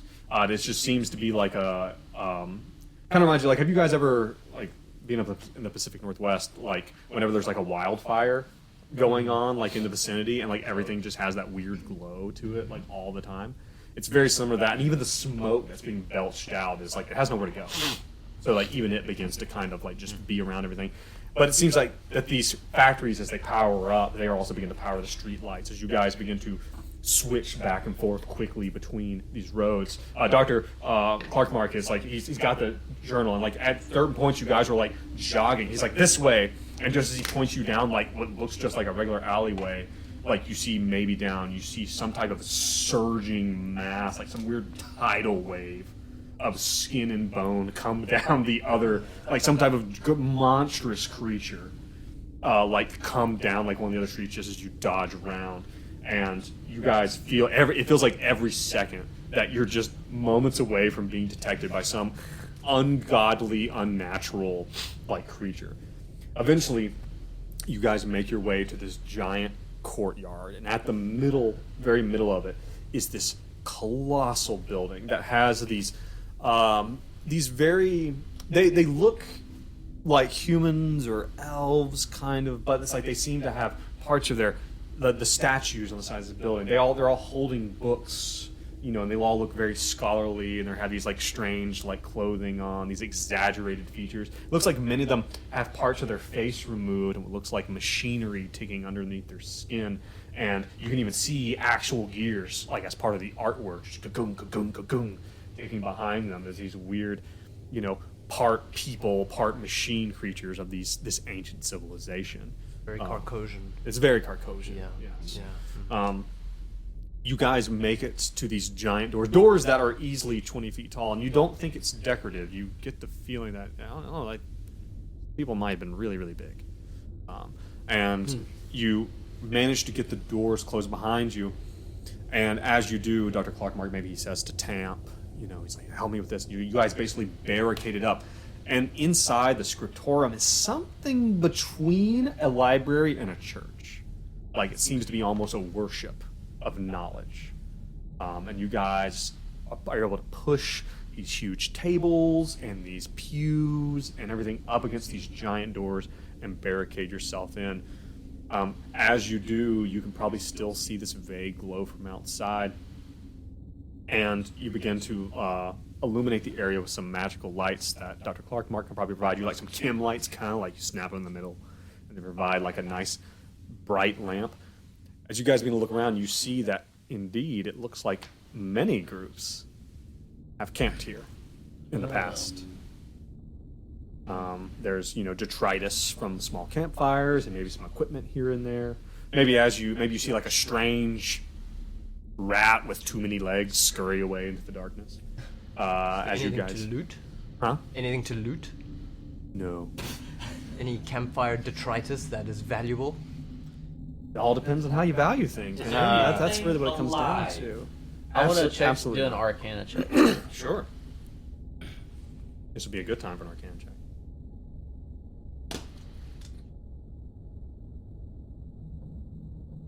23. 23. You there's a near the front door when you came in. There's something odd that catches Leon's attention on the wall. It is a flat panel that's distinct from the rest of the masonry. Again, this whole place carved out of the stone, and it has like a vague line imprint of what looks like a 6-fingered hand on it. Oh. Marco presses. And Polo Marco presses it, nothing happens. He jumps up there, slaps it, nothing happens. Because you're short. Oh well. I just kind of saw it off. As you're looking at it, you recognize some of the runes around it. You think that this thing might have some type of reaction to magic being cast on it. It has some arcane runes around it that are pretty universal, even for this ancient civilization that you would be familiar with. Tell everyone about this, including Mark. Yeah. Mark will walk up there and he looks at it too. He's like, interesting. And he'll dump one of his cantrips, just like one of his basic cantrips, into it. And as he does, the entire place it lights up and illuminates with these arcane lights, just back further and further. And you see that this building is massive. And you see that not only does it go up, it apparently also goes down on the inside. Go shady spots. There's this. Everything seems to be pretty well illuminated. But the most interesting thing is right at this giant, well, what you'd imagine be some type of circulation desk for a library, there is this huge set of doors behind it. They again have these kind of like I said, again, human-esque, but like very exaggerated features, big nose, big eyes, big ears, but with mechanical pieces. There's big faces on the facade of these doors, and Dr. Clarkmark points out, he says, that is where we need to go. Before we go there, you mentioned something about traps, how to get through 5 challenges. Mm-hmm. I didn't say 5. 5-ish. Okay. What are we doing? Well, What's up? What are we doing? What are each of these challenges? What do we need to do? Well, I mean, I just figured we'd cover that as we go. I don't like that idea. Really? Does anybody else like that idea? I love it. You there, little one, shut up! So yeah, let's. Is that a nope? Nope. Is you guys everyone cool with that? Steven? Yeah, I'm good. Okay, Steven's on board. I will kill you. I've been trying to kill him. It won't get away from the group. What if we make Mr. Fancy Pants go first? All right. But we need Can I cast insight to see if he's telling the truth Yeah. or if he's hiding something? Yeah, go ahead. That's Clark. Deception. Mark. Fuck. How'd that go? I want to Got a 3. A 3? Okay, yeah, Oh, that's not gonna get the job done. Inside check. 13. We're just going blind into those traps otherwise. Yeah. Tamp, that's what Tamp would do. What'd you? Tamp would pray to his god. Are you gonna roll another religion check? Hey, I got a 19 that time. A 19? So, and 18, because it's -1. Oh, that's right. you feel invigorated. You feel like this is the way. You feel like you got this. We're the Lord's house. God is here. Within these walls. That's all I got. Is that what inspiration feels like? Yes. I mean, like actual. What's a juice? Juice inspiration. That's not a juice. It's not a juice That's not a juice. inspiration. Not the way we work. Oh, it just feels good. He Clockwork go. Okay, just if anybody wants to go ahead and open those doors, we will. We'll get right down here, guys. Lathander be with me. Yeah, you go first. Hold up. He like holds him back and opens it with Mage Hand. Okay, you reach forward and grab the handle with Mage Hand and pull it open, and you see that there's a set of stairs that descends down. Good call, me. Stairs. Yes. And Steven goes, "Yeah, guys, looks fine." He goes forward, and as he goes, he touches the handle of the door and disappears. Oh, what the hell? That dirty bastard got what Polo, manners. Damn it, that was going to be the lunch for the mutants on the way back. Dr. Clarkmark is looking very sheepishly down at his book. He's like, I think this is supposed to happen. Right here. God. It's supposed to happen. Alright.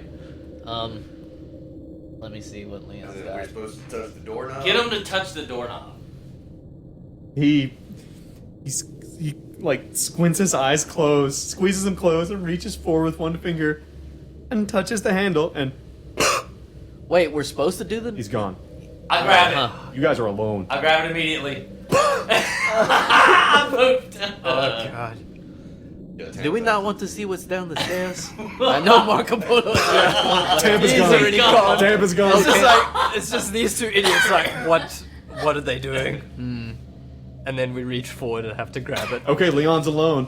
About this time, Leon, you see something crawl over one of the giant windows of the scriptorium, like, and clamber up. It's a hand that goes. Alright. Well, I'll go reach for the handle too, but I want to... what can I... let's see. I'm just going to see if I can see what's down the stairs. 14 perception. It doesn't. You can't see anything. It goes down. You see a walkway down there. It's like. Oh, damn it. Alright, fine. I'll Okay. follow everybody. We good. You disappear as well. All right, that is it for the first half of the Christmas one-shot. It was an absolutely incredible time for us all to be able to play in person. And thank you for joining us too. If you like what you're hearing, head on over to our Reddit. It's just linked in the description. Give us a shout. Tell us you enjoyed what you're hearing. And if you really like it, if you want to get all of our episodes a week early, head over to the Patreon. Also linked in the description. Thank you for listening. Tell a friend about us. And if you really, really want to help us out, head over to Spotify, Apple, drop us a good review. It really helps us, helps people find out about us. But join us next time for the second half of the Christmas one-shot as Blaze, Tamp, Leon, and Polo continue on their bizarre mission in the Undercity. But thank you very much, and we will catch you next time. Bye.